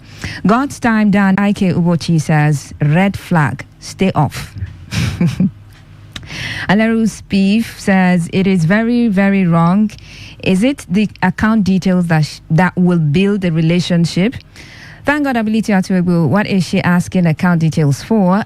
Is she coming to date my account details, or is she coming to date me? Be better and for worse, don't disappear for relationship. Men, any woman that asks you for your account details, run. Is it? Sandra, no. Okay. Lily Waters says, is she working for the FCC? Purity Fashion says, if this discussion leads to that, it's absolutely wrong. Emmanuel C. Agala says, it is totally wrong. Adiele E. Says, no, it's her choice. But if she seems to be a spy or criminal, I will give her an account statement that is discouraging. Hey. I don't know. Mark Pop. Hello, Today 95.1 FM. Hello, good evening. Good evening to you. My name is Uzo. Uzo? Yes. Okay, Uzo. Can you? Yes, I have a namesake on the. Sure, you do. Okay. Uzo. Okay, my. Good evening, no. Say your name is Uzo. You are discussing about for a lady on a first date with a guy. Then you are trying to know the guy and account details and every other thing. I think that is not the first step. What you should ask the guy is what he does, so that you can really know what he's doing. By knowing what he does and where he works, you can maybe ascertain his level of income and know how to follow the person. Because if you ask me, if I'm to give you my bank account statement, I could just tell you, okay, I earn 1 million naira a month. Maybe I don't even earn up to that. Like he trying to put the guy under pressure. And a lady asking a question at a guy on his bank account statement, I don't think it's because as a guy, I'll be just looking at it, maybe you just want to know if I can afford his personality, I can afford what you wear. So you don't have a problem with that? Hello? So you wouldn't have a problem with that? I will have, that's what I'm saying. I will not be comfortable for the first time really asking me my bank statement. All right. Thank you very much. Thank you, Uzo. Thank you so much for calling. Hello, Today 95.1 FM. Good evening. Yeah, good evening. I'm Barry. Barry. Yes. Good to have you on the show. Go straight to the point. Yeah, if it's a female friend, and the first day, maybe it's still discussion now. You say you can discuss everything. There's many to discuss. So, if she wants to know, maybe she don't want to fall into any wrong hand. Any question you ask, I will tell you. I'll tell you truth, because if you ask me, it's not that you are returning the money. You just want to know the truth. So if you ask first day or not first day, I will tell you. Then when I tell you, we continue. I will still know who you are later. Yeah, thank you. All right, Barry, thank you very much. Is it first day or not? I will still tell you. When I tell you, I will know if you will continue or not. Okay, so let me take some messages and then we wrap up. This one says, I would certainly view such a lady as a gold digger because it's our first date. Aside my bank account, there are many things to know about each other and we'll get to know each other better over time. Moreover, without asking that question, an intelligent lady should be able to surmise what her date's bank account looks like as she knows him better while their interaction evolves. That question should therefore come up with enough closeness established. Owanate Godwins. Thank you, Owanate. Hi, ladies and gentlemen. Good evening to you all. Fasina Wanyoma. Kekwano. Okay. Odima. Yeah. Aha. Oh God. I hope you're good. Network is okay. Network is bad on YouTube. Sandra, how are you? Wow, Amaka, it's been a while. Where have you been? Ozo Chuku, you're amazing. Okay, Faustina, please. The other guy. Okay, it's Reliance. I don't know his name. Bland. Shout out to you, my guy. Faustina, I'm enjoying this program. Keep up, guys. About the trending topic, I think it's a little bit controversial, but I think I will go with Sandra. Well, Faustina, that's it. Thank you, Sandra, Amaka, Faustina, and everybody. I love you big time. Queen Chikezie. Last but not the least, guys, thank you. I'm Chibuzo from Aba. Chibuzo, thank you so much for joining us from Aba. Okay, this message, I guess it missed its way here. That girl is a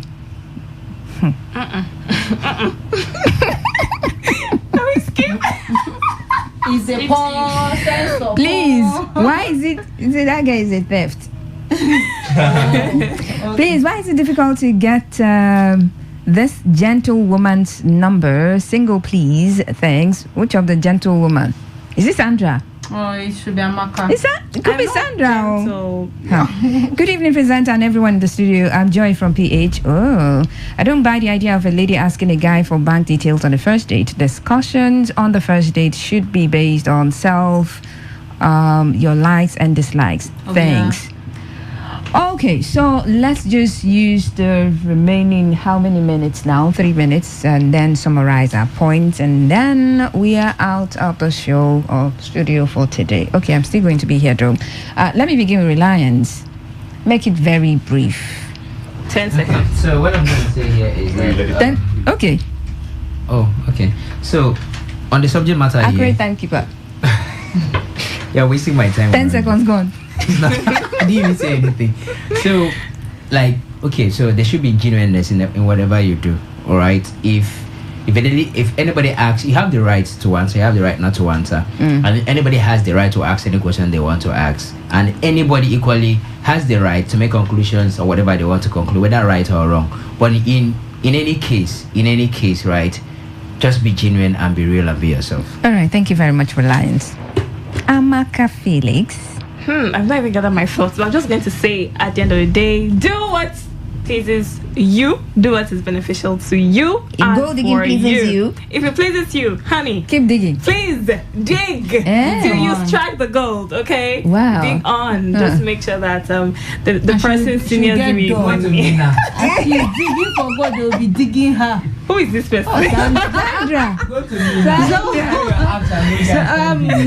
Basically, with what is happening in our society, both male and female, our female are into selling of their bodies, and the men, some of the ladies into selling of their body, and some of the men are also into internet fraudsters. I feel internet fraud. So I feel like it is somehow very important that for us to know, because if you tell me that you are an engineer and you go out every day and you come back in the evening, and then the amount you earn, even if I know your company, the amount you earn is not matching up to how much you spend, I feel like a woman can or should have the right to ask that question. So for every woman and every man out there, do your due diligence so you don't end up dating a hooker.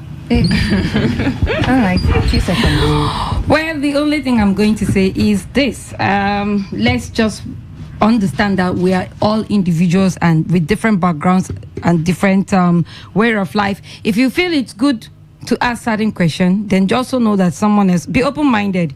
Any question can come at you.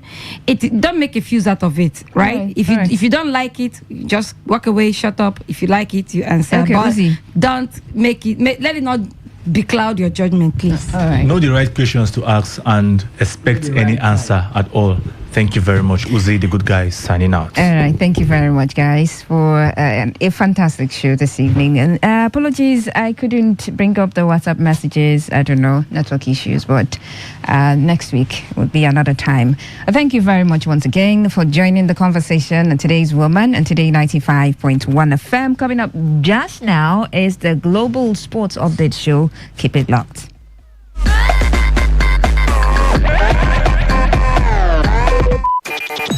Talk radio. I listen to a lot of talk radio. 95.1 FM.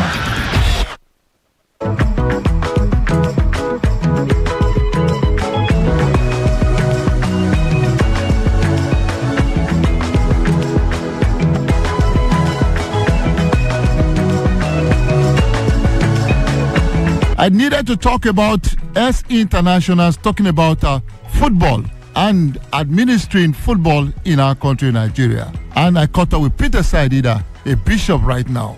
And he has so much to tell us yesterday. He said they are not wanted. They are not given opportunities to showcase what God has given to them, and of course their experience, as it were. He returns today with the concluding part of that conversation with yours truly, Godwin Enakana. In the realm of colors, black never fades. But black is more than color. It is the unyielding spirit of Niger. Tall, proud, unbroken. Black is loud, pulsating to the rhythm of our vibe. Black is our flavor, as savory as our jollof. Black is you, and black is Niger. Guinness, black shines brightest. When it was over, you couldn't win. You didn't stand a chance. Peter Saidida, how did you take it? No, I understand. I understand the contest that you will lose some, you gain some. I'll tell you a story. One of the I came with some bodyguards, came with some security officers, because obviously for my protection. So we were in Benin. That night, the night before, some people came to see me. And when they came to see me, they said, "Oh, we have convinced like 16 people." You understand? We have convinced like 16 people to vote for you. Well, obviously, and somehow I didn't know they were ripping me off because of the persons. You understand? Because of the persons involved. So he said, "No, okay, just give us some money for us to see, just not bribe, appease these people, or they will tell you free language. Nobody uses the word bribe." So we had some money. When I came to Benin, my goodness, I had a box full of cash. Okay? Yes. I call this campaign money. Okay? It's campaign money because I came with people too. I came with an entourage. Okay. So they were in the room with us, and I wanted to include them. So after the election, so we came to the room. I took them out. We came to the room. So one of them asked me, "So, Oga, those people will collect our money. We go leave them." I said, "What do you want?" They said, "Oga, we're not going to leave them." I said, "What do you want to do?"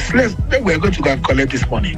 So it was moving. Not only, it's later that we found out that it wasn't only us. So all the big boys were knocking in doors. One slapped one FA chairman. I can't call his name. Once slapped that FA chairman. That FA chairman collected $10,000 from him. And didn't deliver. He collected and didn't deliver. He didn't deliver. One of the FA chairmen ran away that night. Changed hotel. So my boys just came back to me later. When they came back to me, he said, "Okay, we don't collect her." I said, "Collect what?" Now imagine four huge guys knocking on your door. I said, "Give us back. Fear no will catch you." Wow, this is not a good story to tell about some. I don't lie. No, I know. I'm talking about. I've always told you, Godwin. I know. Put me in trouble. I know. The truth must be told. All the time. And my mom told me many years ago that the easiest thing to tell is the truth. Yes. That's exactly what it is. What an experience. How come the Players Union are not supporting their own? The story about the Player Union is that I don't know what to say particularly. We have a good president. We have a good president in Babangida. Very, very gentle man. We have, where's my friend from Wari? Dema Foludo. Or is yours in Popo? No. Our chairman is a good man. He's always advocates, and our advocate, why am I forgetting his name now? Is he a former player? Yes. It's our tax force chairman. Okay. Go ahead. Tax force. What's his name now? Very, very good man. I'm trying to call his name, He spoke to me, said a whole lot of things to me, gave me a lot of directions, and I respect him. He's our tax force chairman. I really respect him. The problem with the association is the huge influence that the NFF has on it. Wow. We must be independent. If we're not independent, it is no longer about the players' welfare or what will accrue to the players, but it's about attaching themselves to power and feeding from power. We have a very great union that we can succeed if we put our heads together, but the external influence is just unbearable. Is that the reason the big players, the JJ or Okochas of this world, the Daniel Dibula Mokachi, don't want to be associated with the players' union? No. I think it's not right. Daniel is with us. Daniel has really shown a lot of commitment. Maybe not JJ, maybe not Amunike and the rest. Yes, Amunike and Kanu. I think the reason why is that they've initially looked at the leadership of the association and felt that the people leading them didn't have capacity. Right? It was Austin Popo that was leading, and he's played his own part in football. Great player in his own time. Yeah. You know, these newer generation millionaire players don't want to be told what to do. I think that's where the challenge is. But if someone like a JJ or a Daniel or a Khan comes out and says, I want to be president, like I said, Babangida is too much of a gentleman. You need someone with tenacity, somebody with a strong will. A little bit, aptitude there. So if someone comes out like that and says, in the realm of colors, black never fades. But black is more than color. It is the unyielding spirit of Naija. Tall, proud, unbroken. Black is loud, pulsating to the rhythm of our vibe. Black is our flavor, as savory as our jollof. Black is you, and black is Naija. Guinness, black shines brightest. I want to lead. People will follow him. Wow. So another question, some persons will say, either Peter side, how come you are not starting from Port Harcourt, at least with Rivers United? You are from Port Harcourt, you are a Rivers State man. I already said so, Godwin, when we started. I can't baptize myself. You know what I mean? You're a Christian man. I can't baptize myself. I must be baptized. Even Jesus came, said, you have to baptize me. Now, the thing about it is that, if I'm being a little bit religious, I'm a pastor.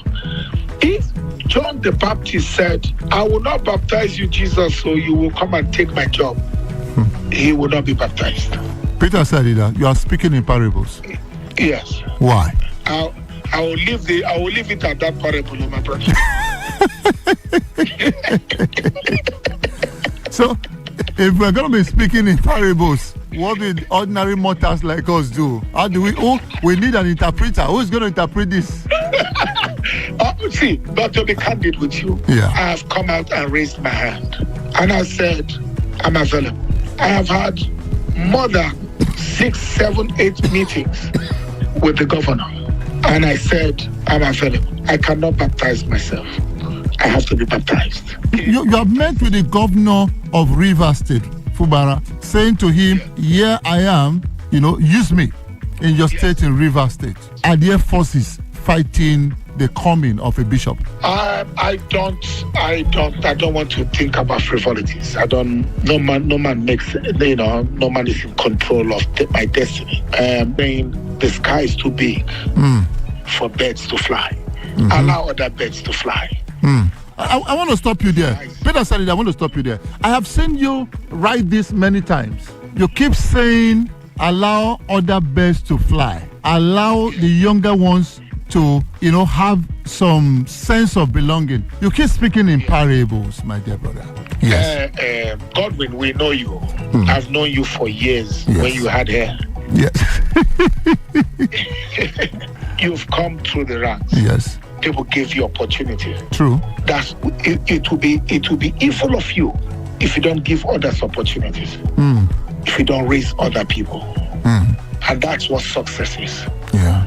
I've pastored my church here, the church I've pastored for 21 years. I left it I have 8 pastors working under me, 12 actually. I've just released 2 or 3 of them to go start their own ministries. It was one of my boys that has been with me here for 13 years, that I handed over my ministry to himself and his wife, and he runs it. I left with just my bag to come and start afresh in Nigeria. But I'm here in South Africa. I flew to South Africa. He hosted me, put me in a 5-star hotel, treated me like a king. Why? He's in charge now. He runs the system, but I gave him the opportunity. Why did you come back to Nigeria? Why did you leave your church in Nigeria? Have you left South Africa completely? Yes. I've left South Africa completely. We're not getting any younger. And I believe that I needed to start something in South Nigeria. I needed to come and, I don't know too many people anymore. We've lost a few. Port Harcourt has changed, almost strange to me. But I said to myself, I don't want to die outside Nigeria. I want to be able to come here and leave something behind and say, this is what I want to do. I'm about to start a sports club. I'm a private sports club. Okay. We're almost in the process of starting it. It's going to be strictly it's private. It's a five-a-side club with a five-a-side pitch with a gym and a dressing room, with a refreshing place. Wow. Where we want to admit on 40 and above. That's my idea. 40 and above, so that people that retire, people that have money, and that are looking for a place for it. We're about to commence. So I'm there trying to put those together, just to give up. But it's business, strictly registrations and all that. For those that God has blessed. Okay. Then in the morning times or the days where we can allow for young people to come in and use for free and all that. But once it's 4 o'clock in the evening, it's going to be strictly on those with that are members. Okay. Peter Sadida, I want to say thank you so very much for talking to us.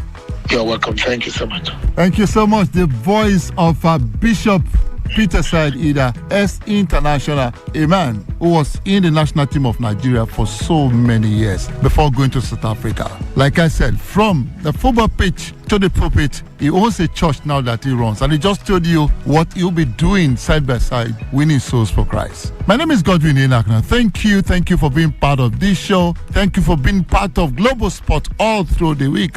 Let's keep cruising. Don't allow this weekend to weaken you. God bless Nigeria.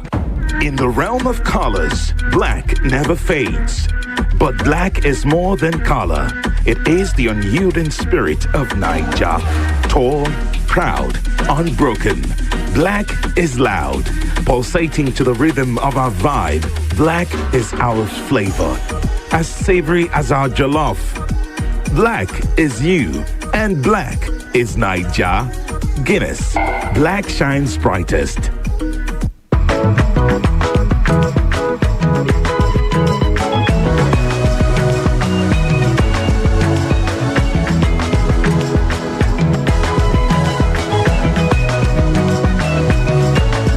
Okay, all right. All you need to know about this one is that 95.1 FM. Such a unique dial. You may not realize it, but do you know you can always show your love for others with simple gestures? Here are some of them. Always look for the good in people. There are two sides to every story. We have our good and bad sides. So, look for the good in people. Focus on people's potential. Everyone has potential. So, rather than put them down, help them realize it. Choose to love. If you're given an option between giving love and receiving love, choose giving because that is a more practical choice. Treat everyone as equals. This means letting go of all the prejudice and partiality. See people for who they really are, not their jobs, not their apparels or bank accounts. If everyone does this, then the world will be a better place. Love yourself. You cannot give what you don't have.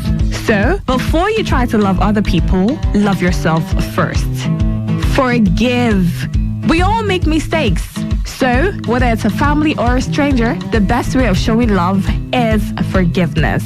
Everyone deserves a second chance. Show compassion. Care for other people. Care for what they are going through. Do what you can to help. Give back to the community. Remember that a single drop of water can cause countless ripples. That donation, no matter how small, can inspire others to do the same. Smile, even to strangers. Remember that you're never fully dressed without a smile. So, do not underestimate the power of a smile. Not only does it lighten up your face, it will also brighten up another person's day.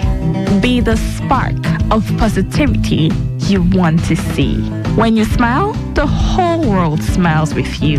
This message is brought to you by Today95.1 FM, the voice of the people.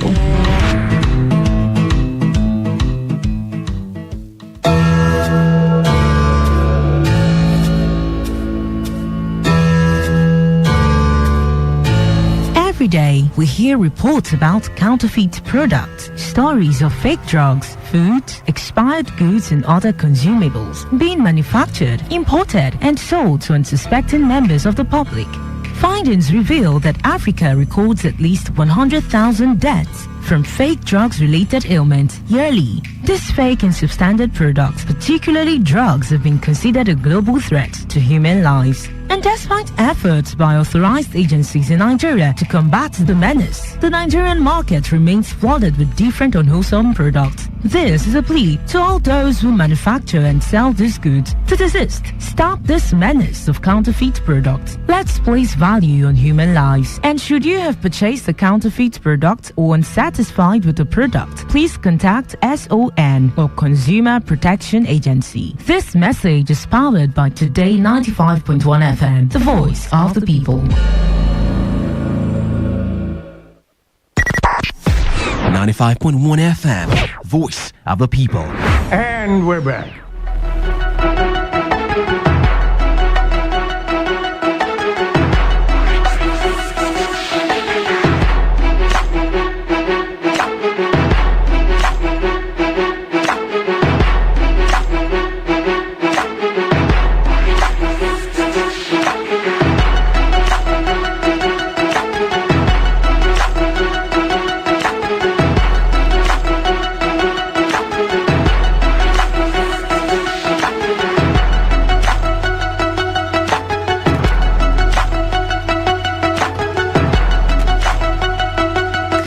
And it is that time we get to take you into the world of bizarre stories, weird stories, oddities. Yes, weird, bizarre, odd.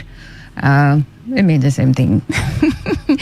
But not scary stories, really. When we say weird story, you might think that, well, we just want to drag you into the world of some horror movies or horror stories. No, that is not our intention. And I want you to have a sound sleep.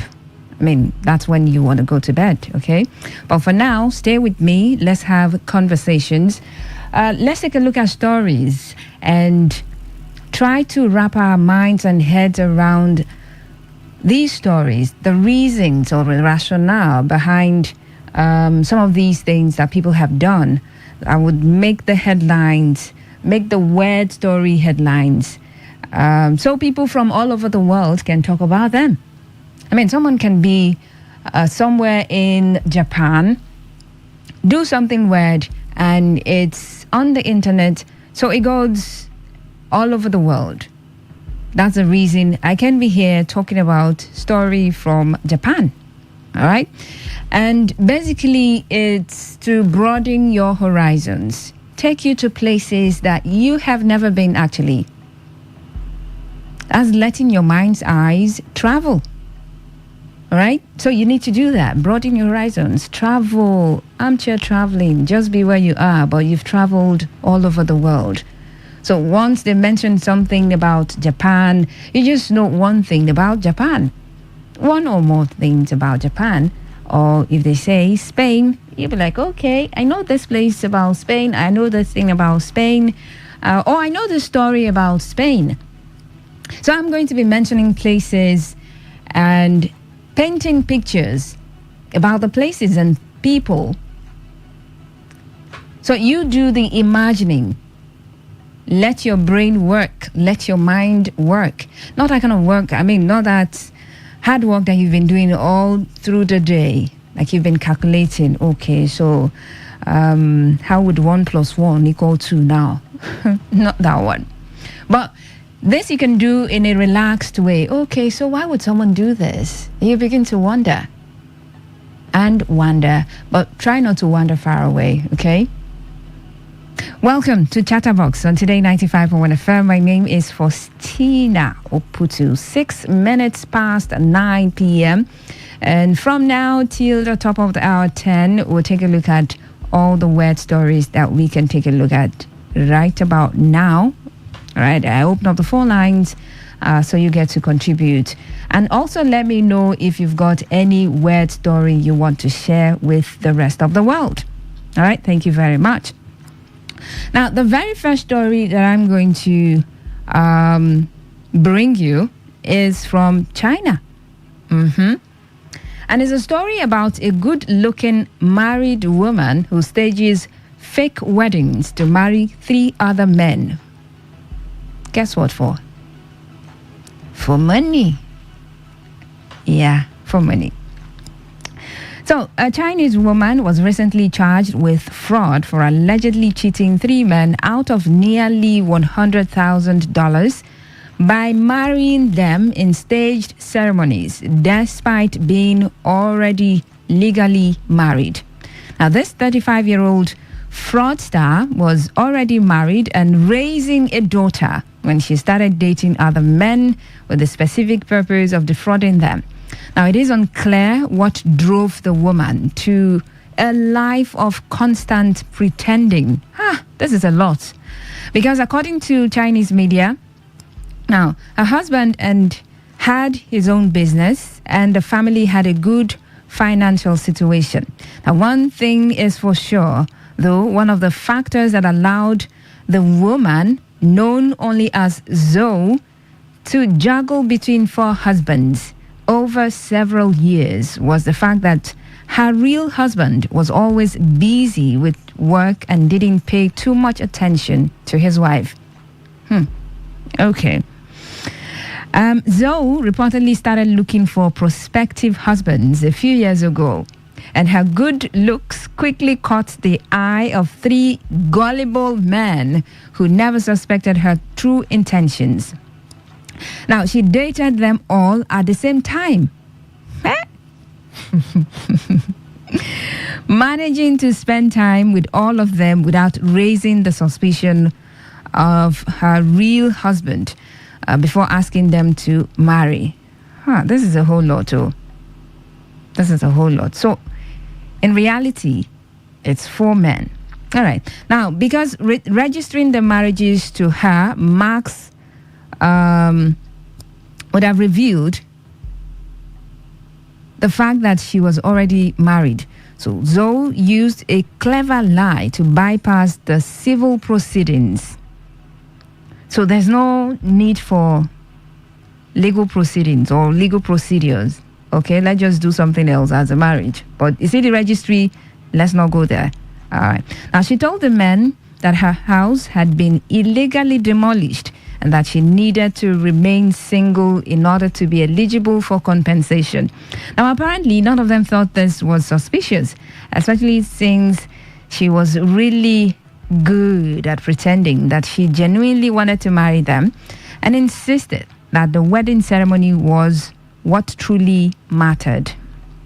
Wedding ceremony, not the one at the registry, okay? No legal whatever.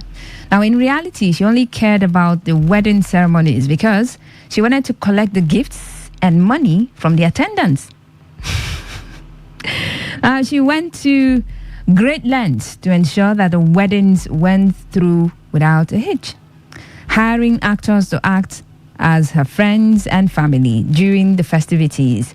And apparently, no one suspected a thing. Now, she even paid many of the actors to come visit her and her fake husbands over the years in or to maintain appearances. This is a whole lot.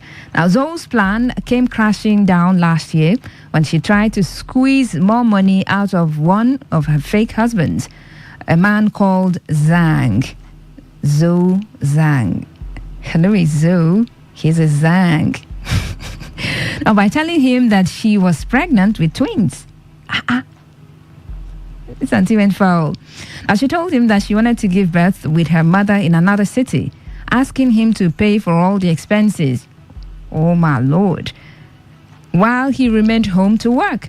Now, she constantly sent him pictures of fake checkup results and even photos of newborn babies she downloaded from the internet. It was when Zhang came to see his babies with his own mother that Zoe's problems began.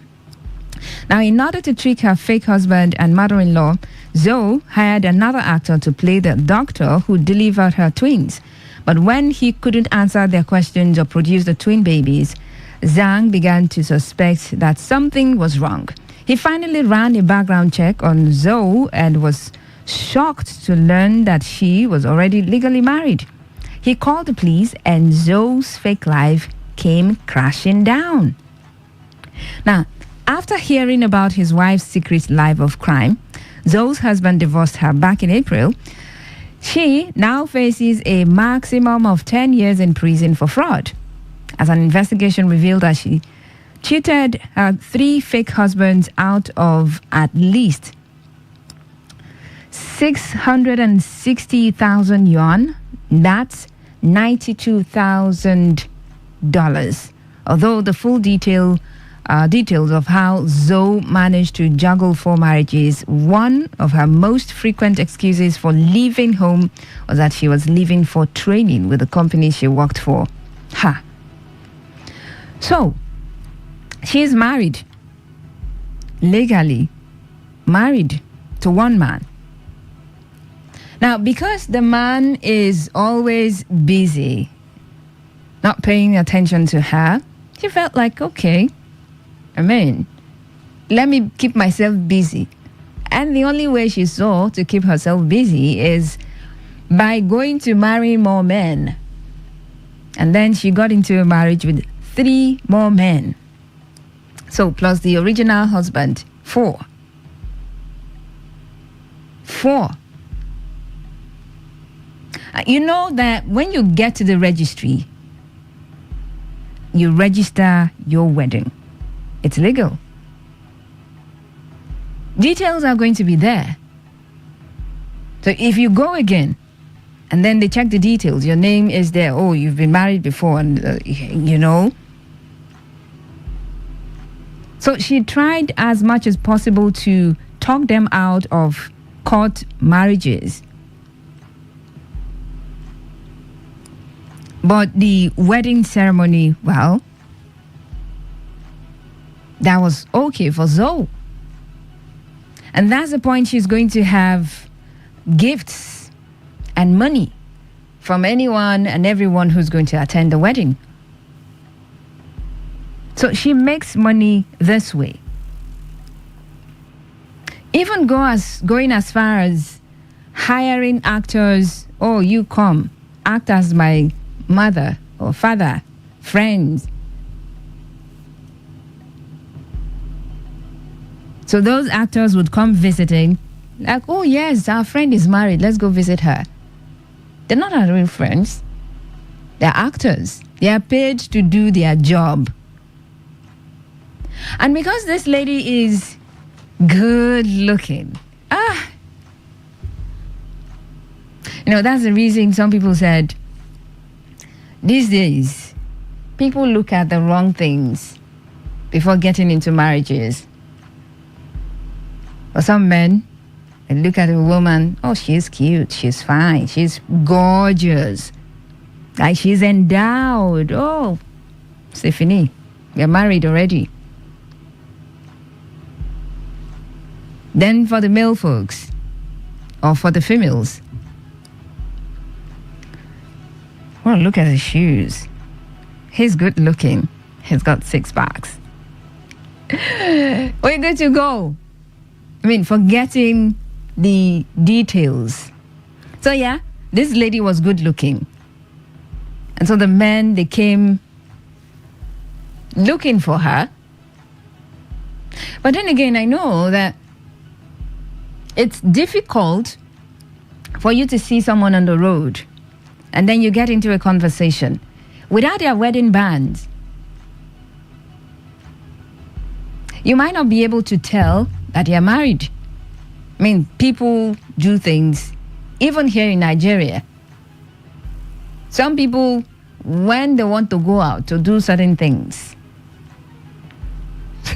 when they want to follow Nkorowe, they'll just leave their wedding bands, rings, somewhere, and go out and do things. Oh, I'm not married, never been married. And they do things. So these men she married were never aware that Zoe already is married. And I think aside going into, no real reason was given. The husband wasn't always available. No attention was paid to her. Like, okay, she's just married. You're married. Nah, I'm married now.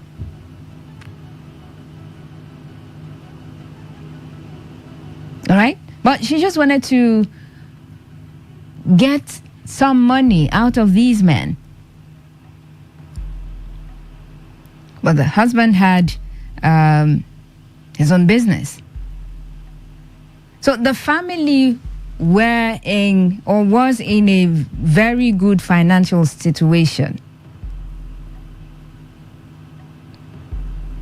So it's not like she was broke. I mean, even if you were broke, well, should I give you a reason for doing this? So the man was always busy with work, paying little or no attention to Zoe. So she started looking for prospective husbands. She started looking, and then she dated them all at the same time, managing to spend time with all of them without raising the suspicion of a real husband. I mean, that one was always a winner, so he might not know, might not notice. And the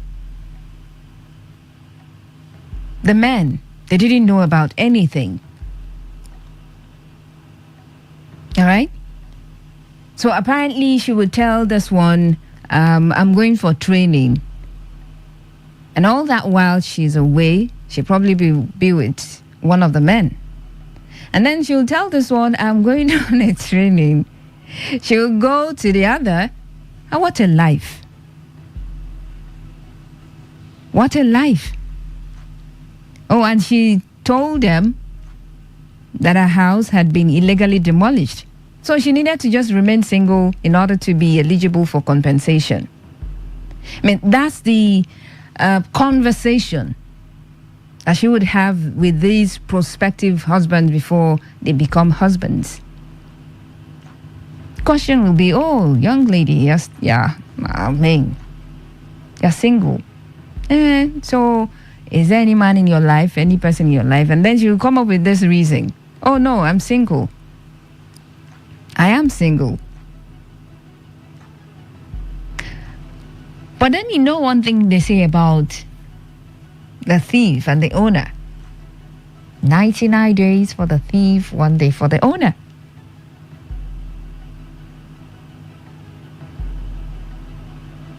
So she went as far as faking pregnancy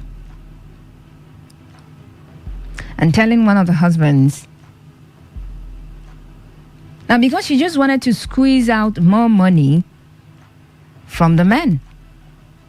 So she told one of the fake husbands that, well, she was pregnant with twins, not one or twins. So she told him that she wanted to give birth in her mother's place in another city.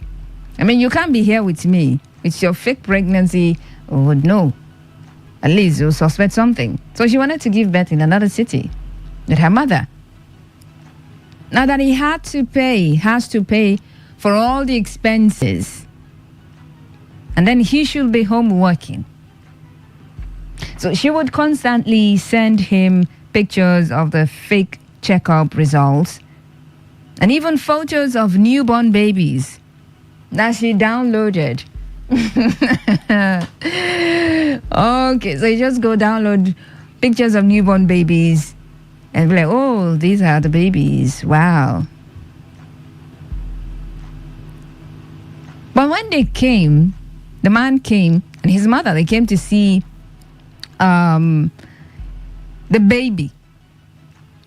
She hired another actor to play the doctor who delivered her twins.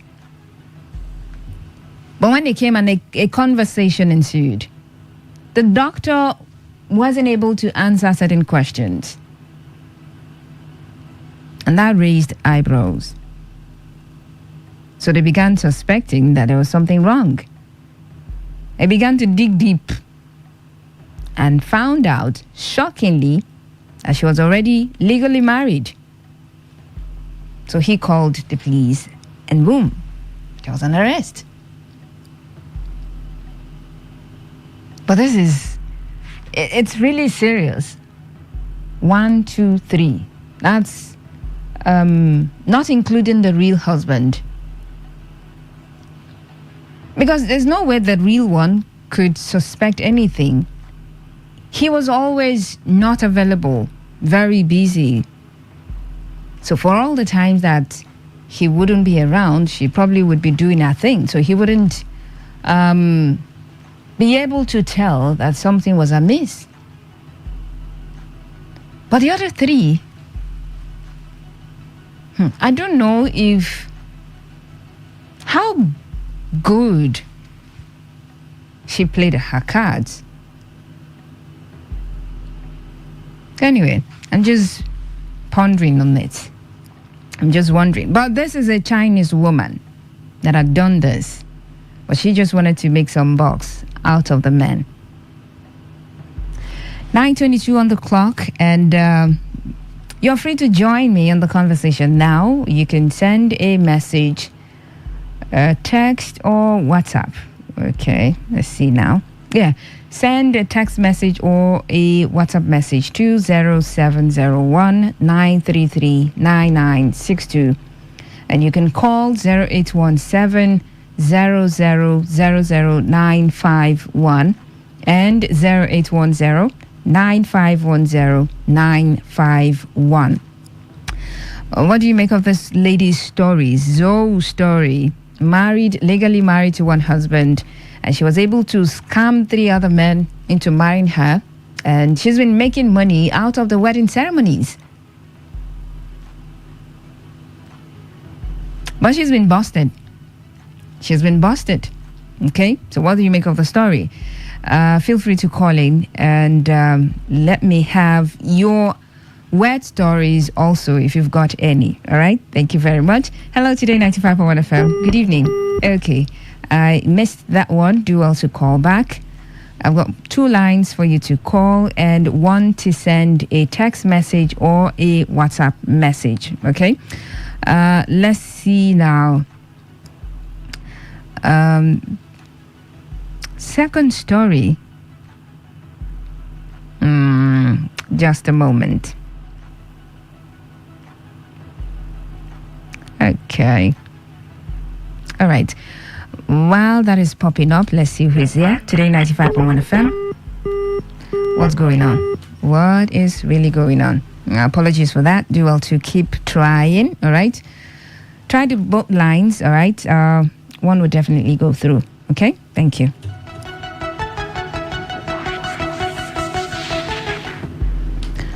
Hello. Good evening. Good evening.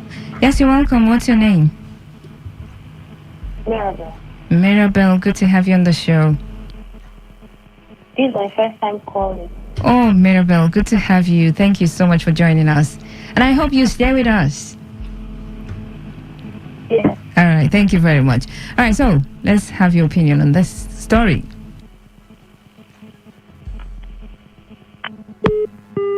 Okay, so I think the network is not friendly tonight, but as I said earlier, you can keep trying. I have 2 lines for you to call So if you try one, it's not working, you try the other. If it's not working, you can send a message, okay? 0817 0000951 and 0810 9510951. Call those numbers and you'd be live. Okay, I'm trying to call up the other story of a Russian man. Okay, man steals 53 iPhones on his first day of work at electronics store. I mean, someone would say, no, be village people follow you like this with this. Now, a Russian man was recently arrested after stealing 53 new iPhones on his very first day of work at a Moscow electronics store. Now, earlier this month, the Russian Ministry of Internal Affairs published a short clip of a man cleaning up an electronics store in Moscow and filling a small suitcase and several bags with dozens of iPhone cases. Now, the 44-year-old unnamed man doesn't seem bothered by the surveillance camera, and after trying and failing to change its facing direction with a cleaning mop, he simply carried on with his business. After taking 53 brand new iPhones and 53 rubles from the register, he casually walks out the front door. Believe it or not, this was the man's first day on the job as a sales manager at the electronics store. How can you do this? Now, the police sources told Russian news outlet that a 44-year-old man had used forged documents to secure a job as a sales manager at the electronics store. And on the very first day, after obtaining a set of keys to the store, he came in earlier than everybody, took 53 new iPhones and all of the money in the register, and then left the city to his home in Sevastopol. Now, because he didn't even put in the effort to conceal his face, the man was quickly identified by the authorities and apprehended in Sevastopol. Police were able to confiscate some of the stolen goods found in his home, but the thief said that he had managed to sell dozens of iPhones on his way home from Moscow. Now, remember, he stole 53 of the phones, iPhones, not just phones, iPhones.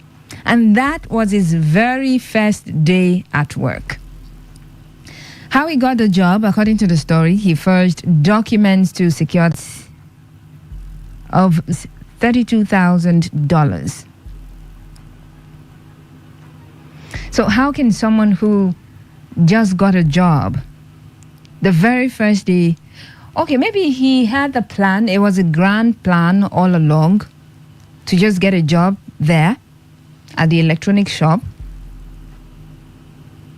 And once they make you the sales manager there, I mean, you're going to have the keys to wherever it is that these phones are going to be. After all, he's the sales manager. So he would be able to have access to these phones. So probably it was a grand plan to just secure the job, steal, and to be very easy. Or maybe he wasn't thinking that way, that he was going to be seen and then caught. Okay, maybe he thought that after stealing and leaving the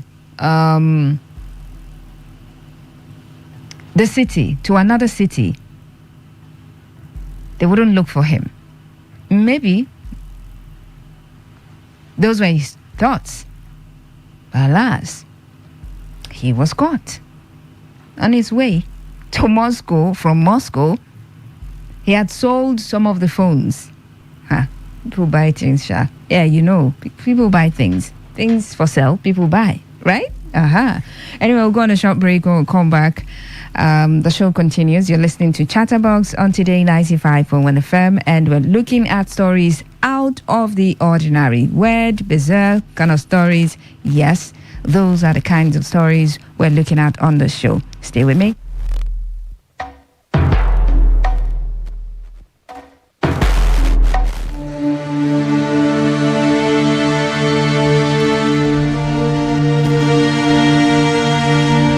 Poverty is is a curse in our nation, and how it brings about the rise in diseases cannot be ignored. Join Dr. Okoye this Saturday, 4th of November 2023 on this frequency as we discuss the ways people can come out of hardship in times like this and how it relates to many other ailments. A nation's progress is tied to the financial stability and sound health of her people. Join us as we speak on these and several other solutions this Saturday by 8 a.m. only on Today 95.1 FM, Port Harcourt.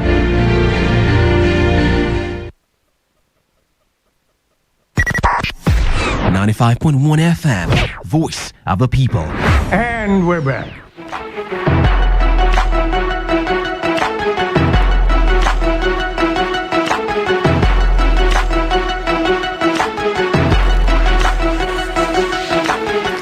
All right, welcome back to Chatterbox on Today 95.1 FM, 9:32 on the clock. And yes, we're looking at odd stories.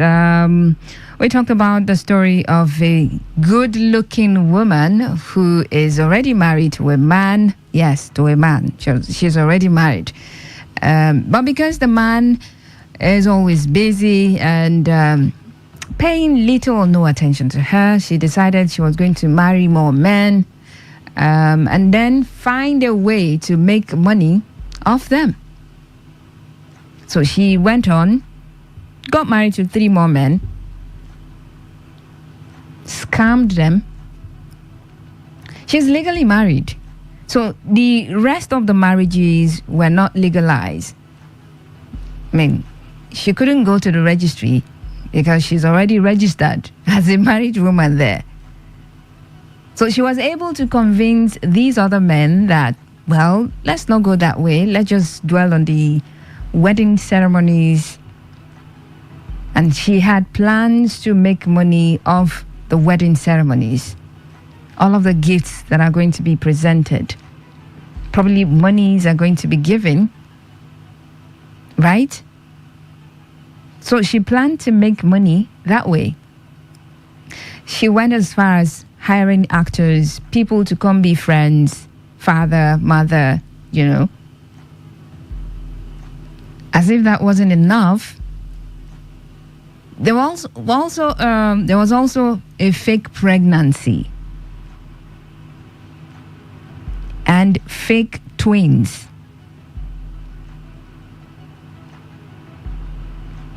But when one of the husbands decided, oh, I need to see my babies, he came with his mother, and then they needed to see the babies. So she hired a doctor, actor. But during the course of the conversation, the doctor wasn't able to answer certain questions, and it raised suspicion. That was when they began digging, and they found out that she was already legally married. So she was making money off this man. Right? That's our very first story. And the other one was the story of a man who had 44-year-old man who had just started work, first day at work, and he stole 53 iPhones from the electronic shop. Right? So you can react to any of these stories as well as let me know your weird story, all right, on the show. Thank you very much. And of course, you can call or you can send a text message or a WhatsApp message. Call lines are 0817 0000951 and 0810 9510951. Those are the numbers to call, or you can send a message to 0701 933 9962. 0701 933 9962. Okay. Maybe you want to tell me how smart or dumb this woman or even the man is. I don't know which angle you're going to come at it from. Today 95.1 FM. Hello. Hello. Yes, good evening. What's your name?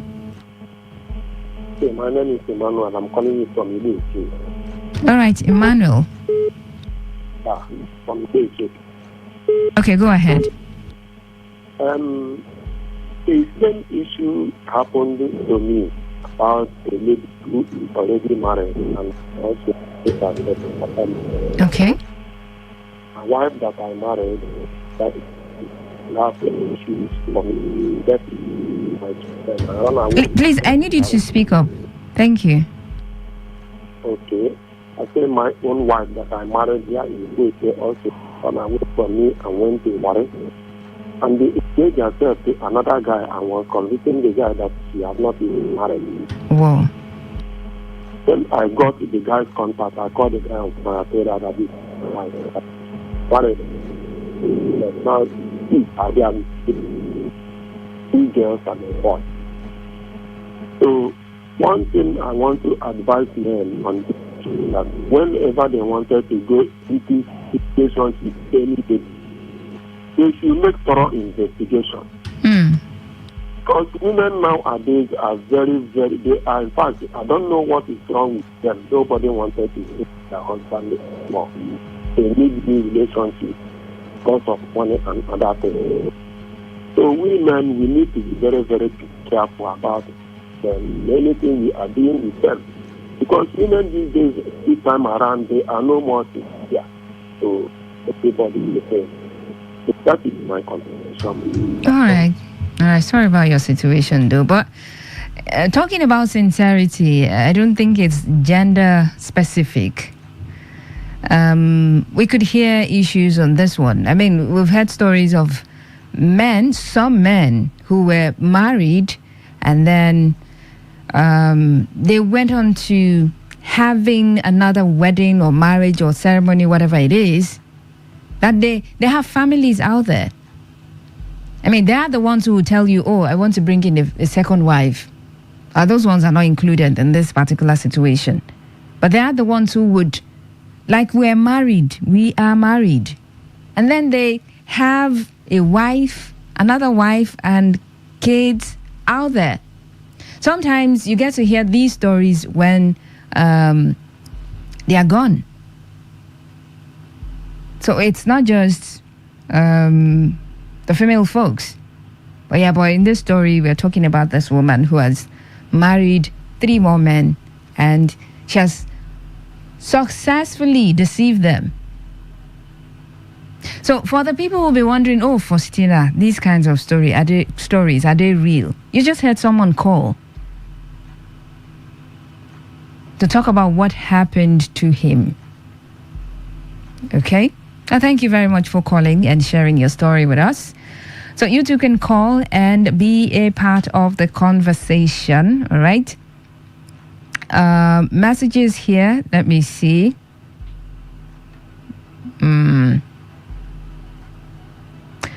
Good evening, Faustina. Happy weekend to you. My name is Engineer Solomon Uchendu from Emoa. That woman must be a genius to be able to manage the situation and manipulate those men thus far prior to her arrest. She deserves national and international laurels. She should also be included in the Guinness Book of World Records for marriage-a-thon. Hi, God. I didn't see that coming. Yeah. 1, 2, 3, and 4. Wow. Marriage-a-thon. Okay. That's the thing. It's all right. Since she moved from 1 to 2 to 3 to 4. Okay, I get it. Well, thank you very much. Engineer Solomon Uchendu from Emoa. Thank you. 0817 0000951 and 0810 9510 those are the numbers to call to be a part of Chatterbox tonight on the show. Okay. Good evening, Faustina. I'm Precious from Ikure Road. The man that stole the 53 iPhones and money without hiding his face is a welcome development. Why? This will make the armed forces to fish them out with torchlights. Okay, that didn't happen in Nigeria, just in case you're wondering. It's in Nigeria. Russia. That's why it happened. And why is it a welcome development that someone stole something? They belong to the management of that electronic shop. I mean, those are someone's property. That's someone's money, someone's wealth, someone's sweat. So if you had a shop and someone stole from you, you would say that's a welcome development. It's never a welcome development to steal. Not at all. All right, keep your messages coming in and your calls as well. This one says, many women have a way to hide their evil past almost till they die. The husband was very careless. Thank God she was caught. Godfrey is my name. The 40-year-old thief planned out before, 44. Planned out before they hired him. Okay, so you're thinking that the man had his plan cut out for him already before joining the company. I think so, because if he didn't have that plan, you will come to work the very first day. He came in earlier than every other person. And then he went straight for that particular room where the phones were. He had the keys. So he opened it and started packing the iPhones. So yeah, I think I agree with you, or you agree with me already, because that was my line of thought, that he had it all planned out before going there with even a forged document to be employed.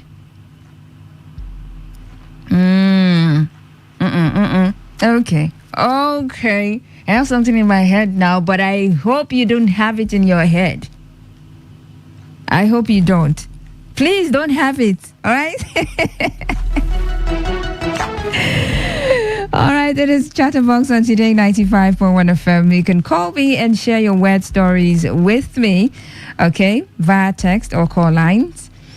Text messages or WhatsApp messages should be forwarded to 0701 933 9962. 0701 933 9962. That's for messages. Hello, Today 95.1 FM. Good evening. Good evening, Faustina Oputu. ORC Tonka Wellington. What do you have on your head, please? Forget it. I don't want to forget it. Forget it. Point document. I know. Forget. No. I said Tonka Wellington. Don't put our station in problem. You want me to speak Okrika for you? I beg you. I beg now.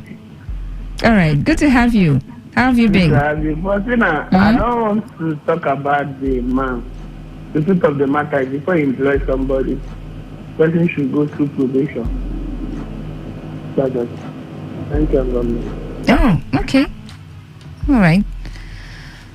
I mean, what if the person came and then you did all that you had to do, right? I mean, let's even bring it down to Nigeria. People go apply for jobs, they attend interviews. Do you think some employers do background checks on the people they employ? Maybe they do. But even if they do, would they be able to dig out certain information? I mean, look at the case of this man, 44-year-old. In your mind, you'll be thinking, oh, this person is all right. And then you checked the document, they were fine at the moment. He probably did well in the interview. What else? Okay, so they were supposed to go to probably meet his family or friends to ask about him. Is that it? Well, some people can lie about so many things. Some people can lie about so many things. So even when you try to do your due diligence, you might not get it right. You might not. Hello, Today 95.1 FM. Hello, Faustina. Good evening. Hi, good evening. Was that Mirabelle again? Oh, so sorry, Mirabelle. Do well to try again. If at first you don't succeed, does still feel try again. Yes, I'm thinking for you. Just try again. Hello, good evening. Hello, Faustina. Good evening. You're welcome. Godfrey is my name. Godfrey, good to have you on the show. Okay. I was the one that sent that WhatsApp message, but I was just want to. Oh, okay. Okay. All right. You see, that 44-year-old chief planned it very well before coming in. Okay. And the company themselves, they did not do, because that's what we call a security background check. All right. They want to hire somebody, to work on such a sensitive position. Not security background check. You start handing over those sensitive things to the guy. So you are already giving him that opportunity to do what he knows how to do. And he has probably been coming there, finding a way to plan it. Okay. And all that, and it worked out for him the way he planned. So if not, how can he take up to that number of iPhones 53 that worth such amount of money, and then left like that? Not they didn't do just where they're supposed to do it. And that guy is a terrible team. Okay. That's a very terrible team. Then secondly, that lady, like one of the callers said, that's an award. But it's a foolish award that she get. Because I had a situation whereby even now, one lady that I know, the late husband, call her a Christian preacher and all that. Reverend fathers also were representing her to some of her sons that are big now. The husband is big, and katakata is everywhere. Nobody knows. Many people don't know. It's not some of the elders of the family that knows. And we were personally, I was privileged to be told that this is a problem, a real problem that is going on. The woman is separating herself, making everybody believe that she's a saint. Meanwhile, this thing has gone on before, has a big boys who have families and stop them. And they don't know that it wasn't the one they are calling their legitimate father that gave birth to them.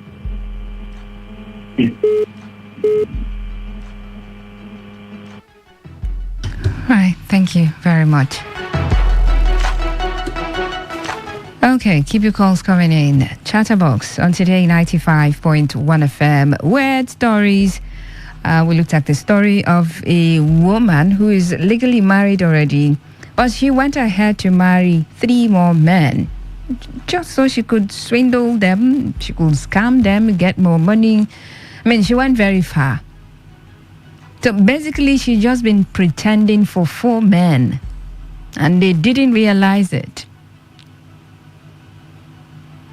until, later time, when one wanted to see, because she pretended about a pregnancy, fake pregnancy, obviously, and faked twins, faked giving birth to twins. Like, oh yeah, probably send you pictures of scan. Oh, look at our babies, twins.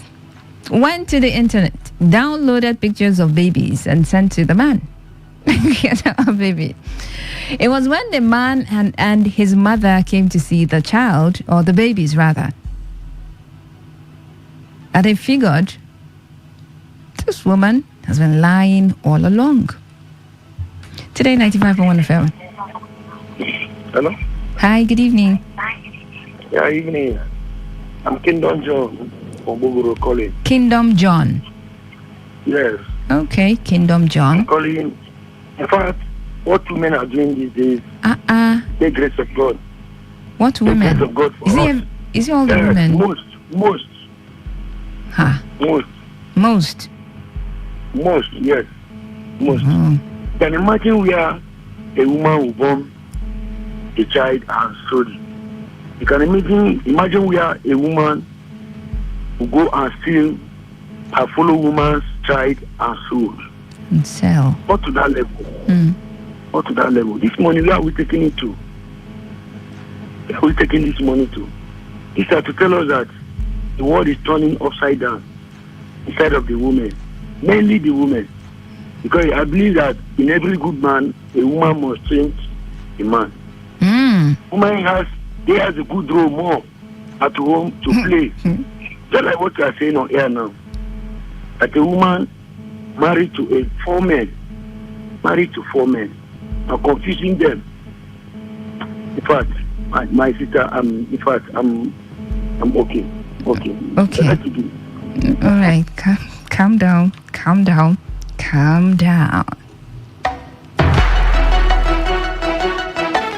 The things that are happening in this world, really. But it's just that we're talking about a woman in this case. But if we were sincere, or if we are sincere, we must have heard about a story of a man who has done this. Or maybe not 3-4 men. Usually is, I found out that there was another woman outside. Honestly, I haven't read about a story where a man is married and then he has like 4 other families outside without the knowledge of the woman. So if a man is married and he has 4 other wives, it would mean that they know themselves. Maybe they don't know one, but at least 2 of them they would know themselves. But that a man is married and has 3 other families outside, and he's been pretending to all of them. Truly, I will not lie. I've not heard it. I have not. Okay? Let me not lie. I've not heard it. But yeah, let's take some messages and wrap up the conversation. Good evening and a happy weekend. My name is Amanda from Iwofe. I think the lady is actually very smart. She reminds me of the movie Inventing Anna. It takes great smartness and psychological effect to be able to handle 4 husbands. Haba, the stress a lot, safe. I can't pity her. Is this being smart? Is this being smart? I don't know. Is this being smart? Smart in the way she played her game. Or what is a wrong game? All right. Okay, so let's see text messages. Good evening. The issue about the woman isn't gender. Okay.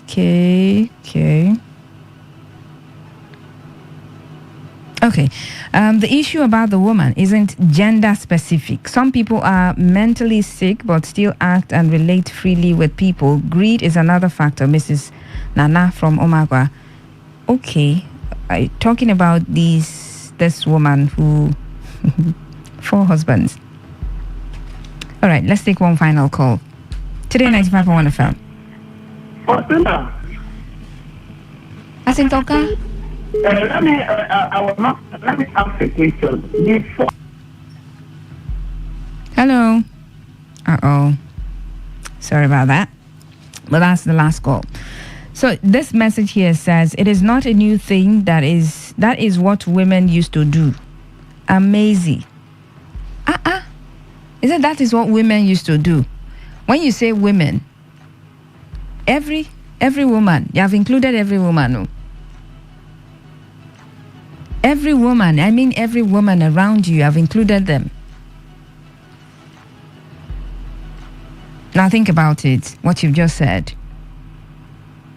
Is that really the true position? Is that what you wanted to type and send? Or now you're thinking twice? So that's a general statement. That's what women used to do. You could go with some women. All right? Thank you very much. But yeah, that's a wrap on Chatterbox on Today 95.1 FM. Remember, top of the hour, I will bring you the world news, okay? Thank you so much for your calls and your messages. I really do appreciate you. And for you just sitting there, or whatever it is you're doing, but you're listening to the dial Today 95.1 FM, thank you so much. Do well to follow Today 95.1 FM on all social media platforms. Today 95.1 FM on Facebook, at Today 951 FM on X, that is Twitter, formerly Twitter. Okay, same on Instagram. You can go on YouTube, Today FM Live, and watch us live. Do well to subscribe as well. Personally, you can follow me on Facebook, Faustina Mlondiva Oputu. All right, there is also Faustina Oputu. So anyone you see, just follow. On X is at Fausti Nation. Instagram at Fausti Nation 1. Thank you very much. Once again, stay with us.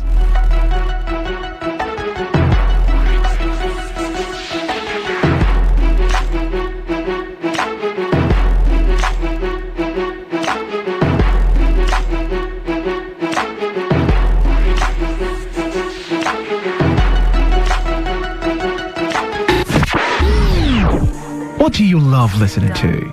What's your style? What's your choice? What do you yearn for? So we've got great talk, amazing conversations, entertainment, sports, and lifestyle. So tune in to Today 95.1 FM Port Harcourt, because we are the voice of the people. The voice of the people.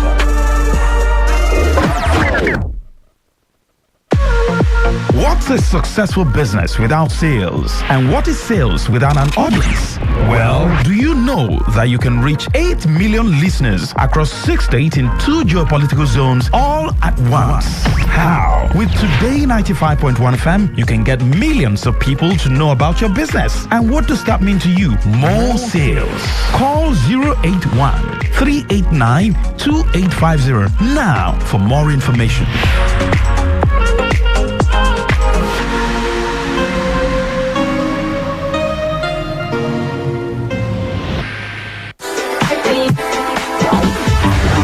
$365 days around the clock, around the world, non-stop talk, news, and sports. The latest hit and the greatest memories on radio, serving our community, spreading love and color. Because we are Today 95.1 FM, voice of the people. Becoming free, that's the grace of God.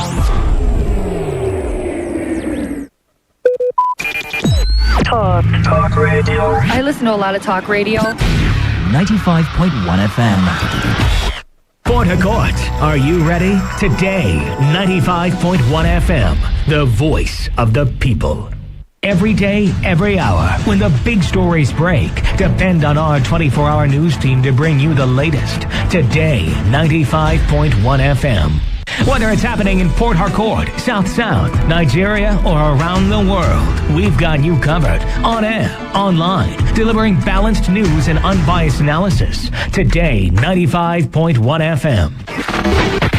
This is Today, 95.1 FM, Port Harcourt.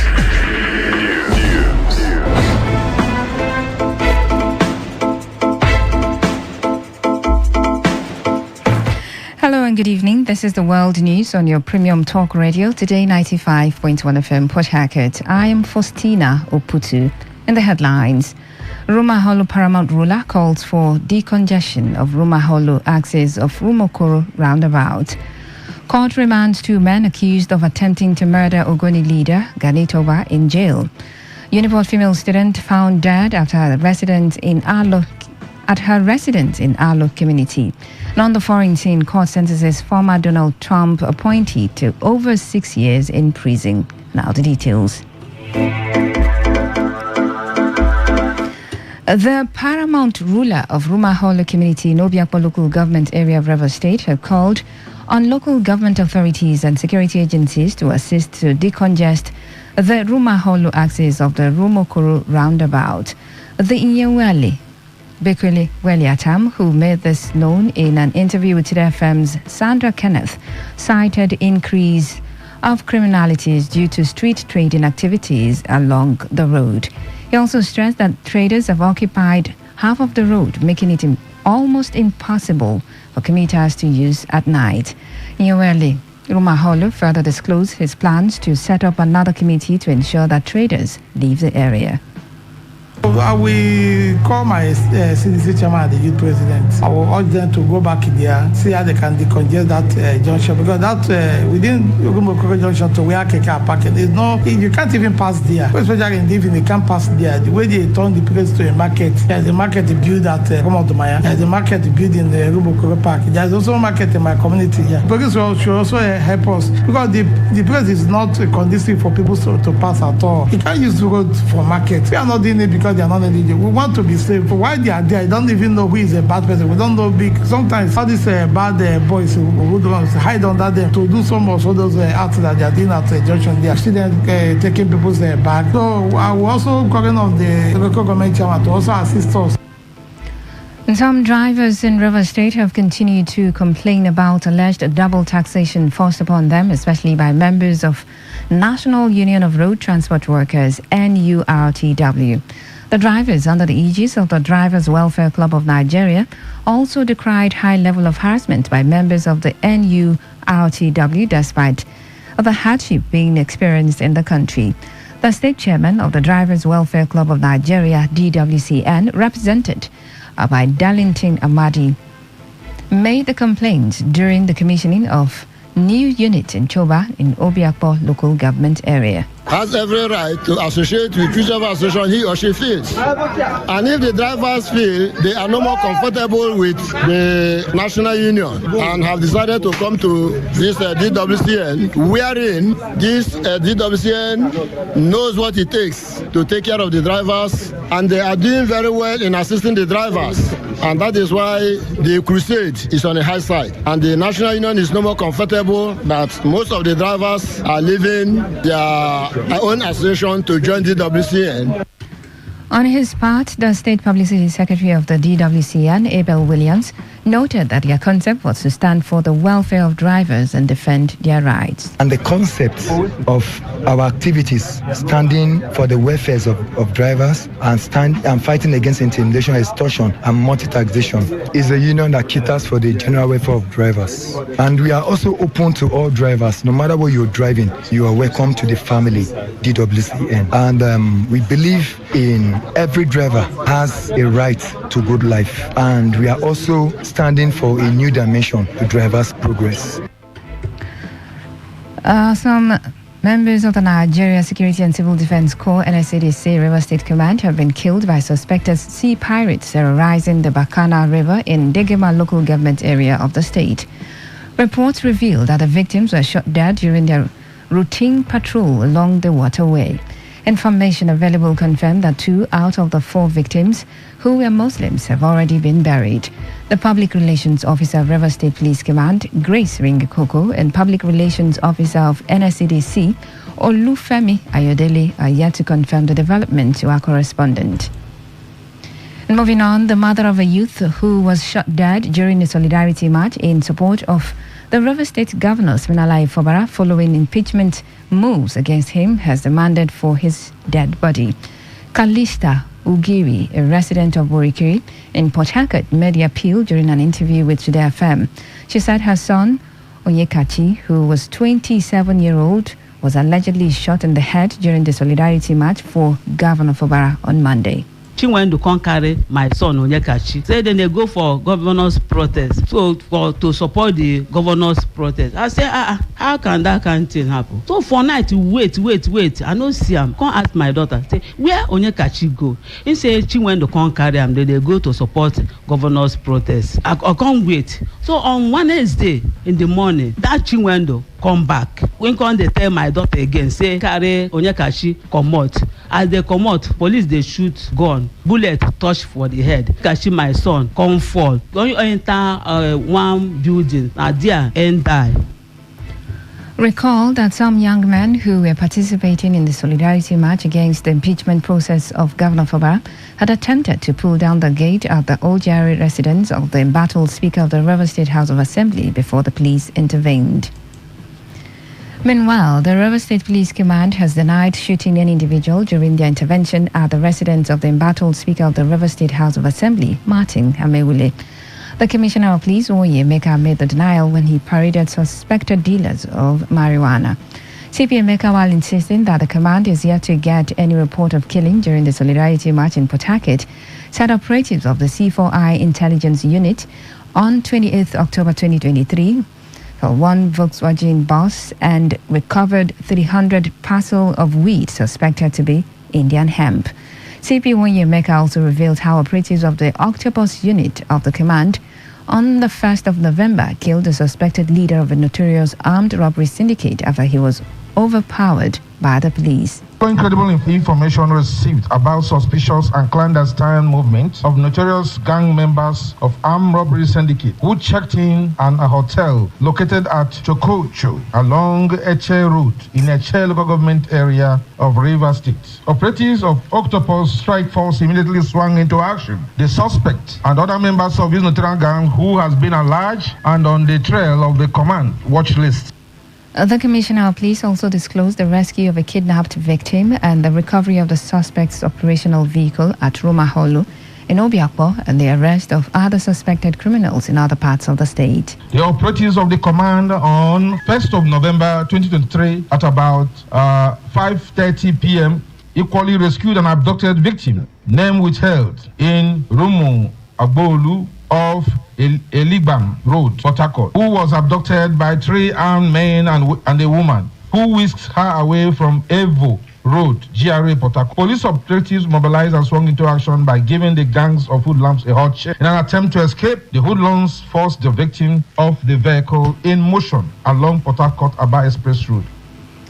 And some Port Harcourt-based legal practitioners say they have uncovered a plot by the so-called elders of River State to link River State House of Assembly leader Edison Ehie to the burning of the Assembly complex. The lawyers, under the platform of Vanguard for Good Governance, in a statement, urged the elders led by Ferdinand Anabraba to jettison their plan and work in the interest of all Rivers people. The group's leader, Precious Dike, accused the self-acclaimed Rivers elders of being partisan and taking sides with the former Governor Nyesom Wike instead of suing for peace between Governor Siminalayi Fubara and the Minister of the Federal Capital Territory. The statement claimed that if the alleged clandestine move is executed, the actions of the so-called Rivers elders will cause a serious breach of peace and breakdown of law and order in the state, warning that Rivers people will resist all the plans. The statement further urged Rivers people to continue to stand with the Executive Governor of Rivers State and the Speaker of the Rivers State House of Assembly, Edison Ehie. One Leso Bugisere and one other have been remanded in Port Harcourt Nigerian Correctional Center for the attempted murder of the leader of Conscience of Ogoni people, Gani Towa. Bugisere and the other suspects were remanded following a remand warrant secured by operatives of the Anti-Cultism Unit of the River State Police Command. Chief Magistrate Sotoye Harry, in the remand warrant, directed the police to produce the suspects in court on Monday, the 12th of November, to take their plea. Leso, Bugisere, and some others now at large are alleged to have sometime in March this year ambushed Gani Towa and shot at him several times until he became unconscious. Bugisere is also linked to the murder of a pharmacist, Mwalo Sunday, from Zakbo in Kana local government area, an offense for which 4 suspected notorious cultists, Confidence Kirine, popularly called General Ila, Precious Mona, Lovely Lega, and Sonia Bari Sanga, are already facing trial. And this is the world news on Today 95.1 FM Port Harcourt. After the break, more news, sports and foreign stories. Stay with us.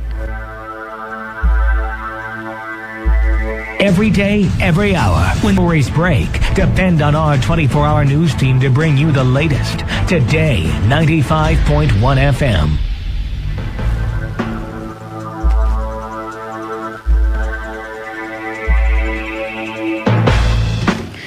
Welcome back. You're still listening to the world news on your premium talk radio, Today 95.1 FM Port Harcourt.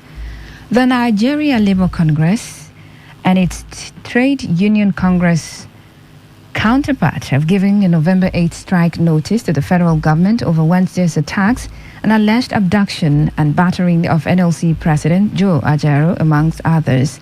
The leader of the NLC and TUC at a briefing gave the federal government a 6-point demand, including the immediate removal of the Commissioner of Police, Imo State, and Area Commander, among other officials, for their alleged complicity in the brutalization and humiliation of Comrade Ajaero and other workers. Recall that suspected agents of the state and security operatives had descended on Ajaero alongside other labor leaders, smashing their vehicles, inflicting injuries on them and dispossessing them of their valuables after they gathered at the NLC State Secretariat to begin a scheduled protest over pending labor issues. Leaders of NLC and TUC are billed to meet on Tuesday next week to decide on an appropriate response to the attack. The Chief Whip of the Senate, Ali Ndume, has revealed that the deal of presidential yacht included in the supplementary budget has already been signed and delivered. Ndume made this revelation in a television interview. He, however, said the vessel has not been paid for, noting that what brought the inclusion of the 5 billion naira in the supplementary budget. A female student of the University of Port Harcourt was found dead at her residence in Alo Community, Kwere local government area. The tragic event has prompted an urgent investigation by the Nigeria Police, as confirmed by the Dean of Student Affairs at the University of Port Harcourt, Professor Chima Nwokocha, who spoke to Today FM's Priye Izogu. Professor Nwokocha said the body of the deceased student was transported to Lulu Briggs Health Center in the University of Port Harcourt. We don't know what happened. Lulu Briggs Center, when we got the information that the girl was dead and was there. That was all. We invited the police. We went to our residence in Alu, yes. And we handed the case and the cops over to the police station. That's all we know. We don't know anything else about that. Security of the students outside the University of Port Harcourt, the vice chancellor's prerogative. That security agency is there. Where the court is there. So the police should make sure that people, not only students, are safe. The identity of the student has not been disclosed. The Dean of the School of Postgraduate Studies at the University of Port Harcourt, Professor Kinikawa Anili, says the just concluded Innovation Week has confirmed the innovative and entrepreneurial skills of the institution. Anele, who made this known shortly after the weekly program, noted that the program brought scholars, students, industries, key players, as well as stakeholders together to showcase and put all their research works to light.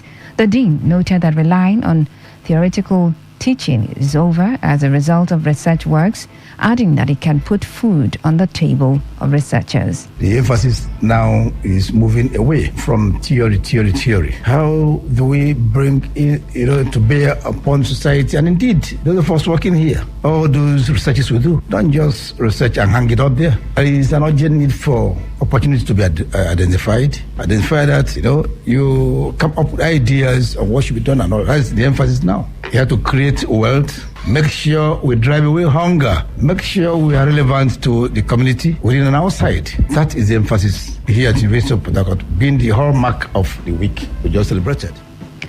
Similarly, the head of Department of Tourism and Hospitality Management, Gideon Uboebulam says marketing is a healing tool used to revive ailing businesses and organizations.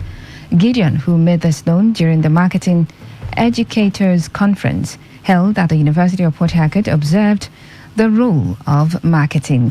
He explained that marketing helps to provide strategies for companies and other business outfits. We are looking at the effect of COVID-19 on marketing activities. Now, the conference is all about how marketing can help organizations to survive the post-COVID-19 era as marketers. And everything you do, whether you're an engineer, medical doctor, you need marketing to survive. So what are the strategies that these organizations can use to put in place to help revive their businesses and relaunch into the market? And the family of Nze and Mrs. Clement Ezemelue of Ola Ekolobia, Agwata local government area of Anambra State, and late Raymond Oyemachi Ajoko, as well as Ezine Edith Raymond Ajoko of Elele Kingdom in Ikwere local government area of Rivers State, are inviting members of the public to the solemnization of holy matrimony of their beloved children, Ezemelue Mervina Chiriogo and Prince Dandi Chuku Ajoku. A statement signed by the both families said the wedding between Ezemelue Mervina Chiriogo and Prince Dandi Chuku Ajoku, who is the media aide to His Highness Eze Ambassador Oke Oka, will hold on Sunday, the 5th of November, at the King of Kings Anglican Church, Omopo Elele at 10 a.m. According to the statement, the reception will follow immediately at the Race Event Center, Port Harcourt Road, Elele Kingdom, in Kelga local government area at 1 p.m. The statement revealed that the color of the day will be magenta, champagne gold, wine red, and white, while the royal father of the day will be His Highness Eze Ambassador Oke Oka, the Eze Ali Omopiriku clan. Also, the royal mother of the day will be Chief Ambassador Fortune Yoma Igwe, the Eze Omenma I of South Florida.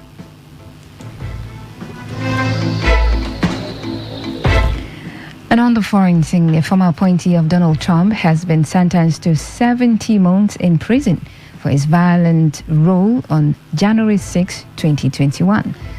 Federico Klein, a former State Department appointee, was found guilty following the bench trial before Judge Trevor McFadden this summer of multiple counts, including assaulting multiple police officers that day.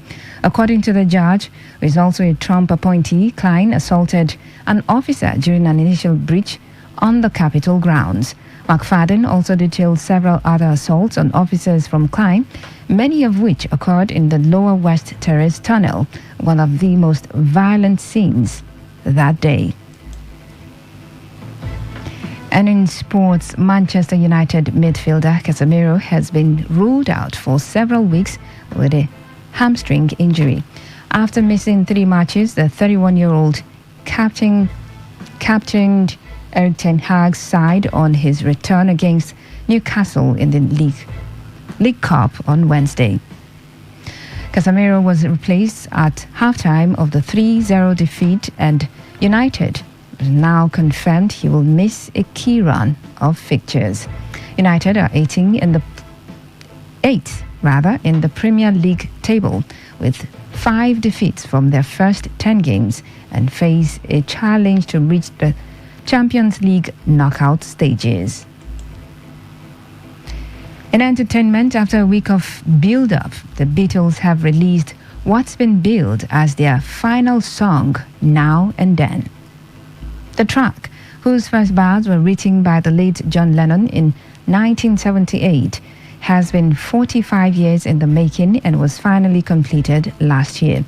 All 4 Beatles featured on the track, which will be the last credited to Lennon, McCartney, Harrison and Starr. The release marks what could be the closing chapter for arguably the greatest band in rock history. To end the news, here's a summary of the major stories.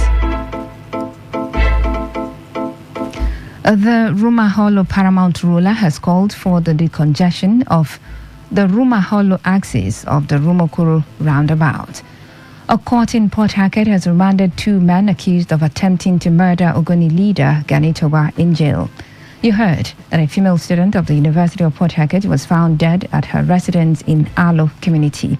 And on the foreign scene, we told you that a court has sentenced a former Donald Trump appointee to over 6 years in prison over his violent role on January 6, 2021. And that was the news. Is edited by Prince Ajubo. For comments and inquiries, please call 0818-389-2850 or send your emails to news@todayfmlive.com. You can also read our stories on www.todayfmlive.com. I am Faustina Uputu. Thanks for listening.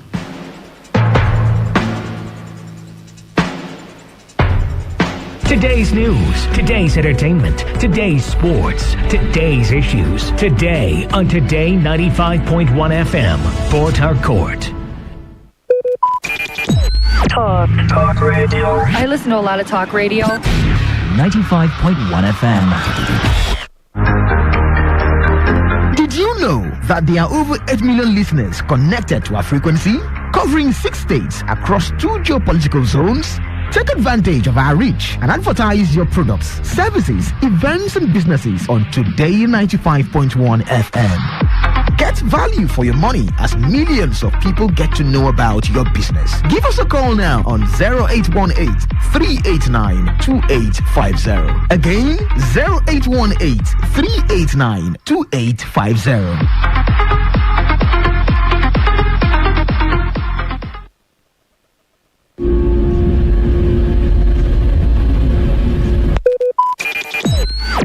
Talk radio. I listen to a lot of talk radio. 95.1 FM.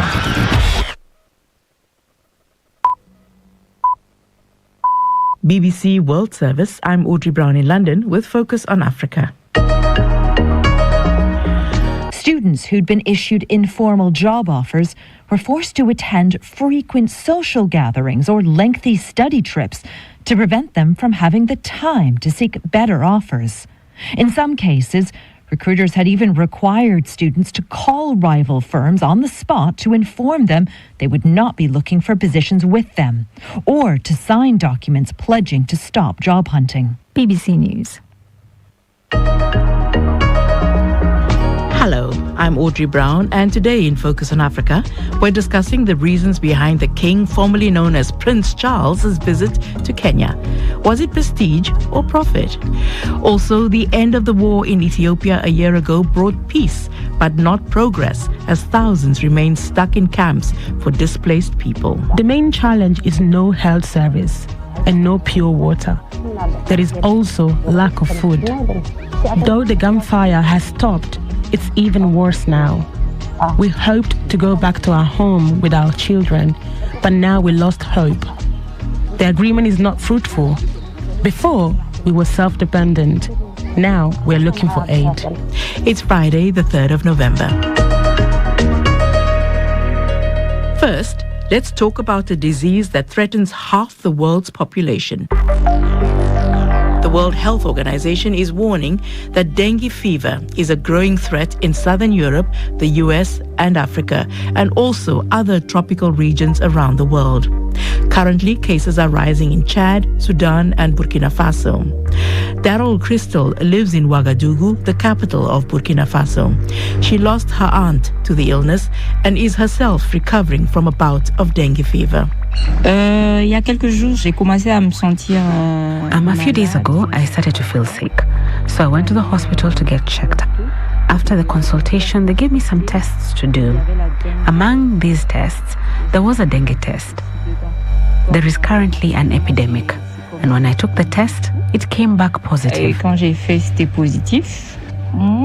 The symptoms I had were mainly joint pain, and once seated, I had difficulty getting up. When I went to bed, I couldn't get up. Stretching my fingers was complicated, I was in a lot of pain, and not to mention the headaches. Dr. Sultani Matendechero is Deputy Director General at Kenya's Health Ministry. He's been helping us understand why dengue fever is poised to become a major health risk, especially to people living in tropical areas. I thought we should start at the beginning.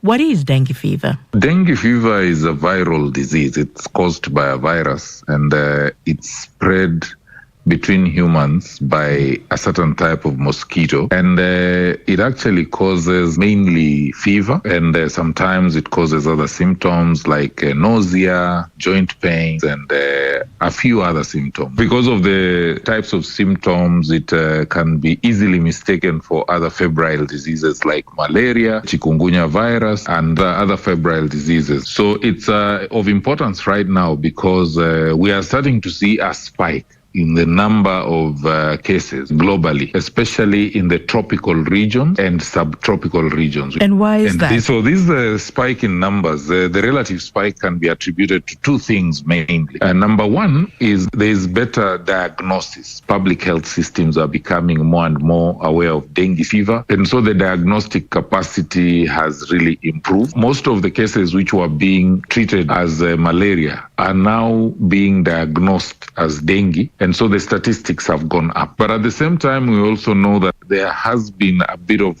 climate change. There's global warming, and because dengue is transmitted by a certain kind of mosquito, then this new change in climate is much more favorable for the breeding of these mosquitoes. So now we have many more mosquitoes expanding into areas which were previously not endemic to dengue. And so we are seeing many more cases coming up because of these climatic changes. So what's the difference between the mosquito that spreads dengue fever and other species? So like the mosquito that spreads malaria? Yeah, so there are different species of mosquitoes. And in the case of dengue, the mosquito that spreads dengue is of the Aedes species. And this is very different from the mosquito that, for example, spreads malaria. The malaria is Anopheles mosquito that spreads the plasmodium that causes malaria. So these are very different types of mosquitoes, and even the biting habits are a bit different, because you'll find that whereas the Anopheles mosquito bites mainly at night, the Aedes mosquito will bite more during the day and also sometimes during the night. Right. So the transmission patterns are a bit different for the two diseases because of that. And can they coexist in the same space? Absolutely, yeah, they do. And that's why you'll find that there are very many cases where you'll have dengue and malaria being co-endemic in a certain area. And this really complicates diagnosis, because when we find patients who come in with febrile illness, we will always assume that it is malaria, because in such areas, malaria is also very prevalent. So most of the time, you'll find that the physicians will tend to assume that it is malaria and provide malaria treatment. When this kind of misdiagnosis happens, it's actually worse, because dengue does not really have specific treatment, as opposed to malaria, which is a parasitic disease, and those parasites can be treated by specific treatment. Dengue does not really have, is a viral disease, so most of the time it is just treated symptomatically. So whether if you're feeling lots of pain because it comes with lots of joint pains, headache, and other types of pains and aches, then what happens is that you just take, painkillers like paracetamol. So tell me this. We know that certain forms of malaria can kill you. Can dengue kill you? Absolutely, yes. Actually, what happens is that very many of the people who are infected with dengue will end up not exhibiting any symptoms. Actually, they'll not even know that they're infected, a big proportion of them. But a small proportion will show the signs and symptoms that I talked about: headache, fever, joint pain, nausea, vomiting, diarrhea. Sometimes even it gets severe, because you'll start seeing severe abdominal pains. You start seeing some people bleeding, from the gums, nose bleeding, and so on. Those are severe forms. Now, the forms that are severe are much fewer, but you'll find that actually out of those severe forms, sometimes we lose some of the patients. So it can actually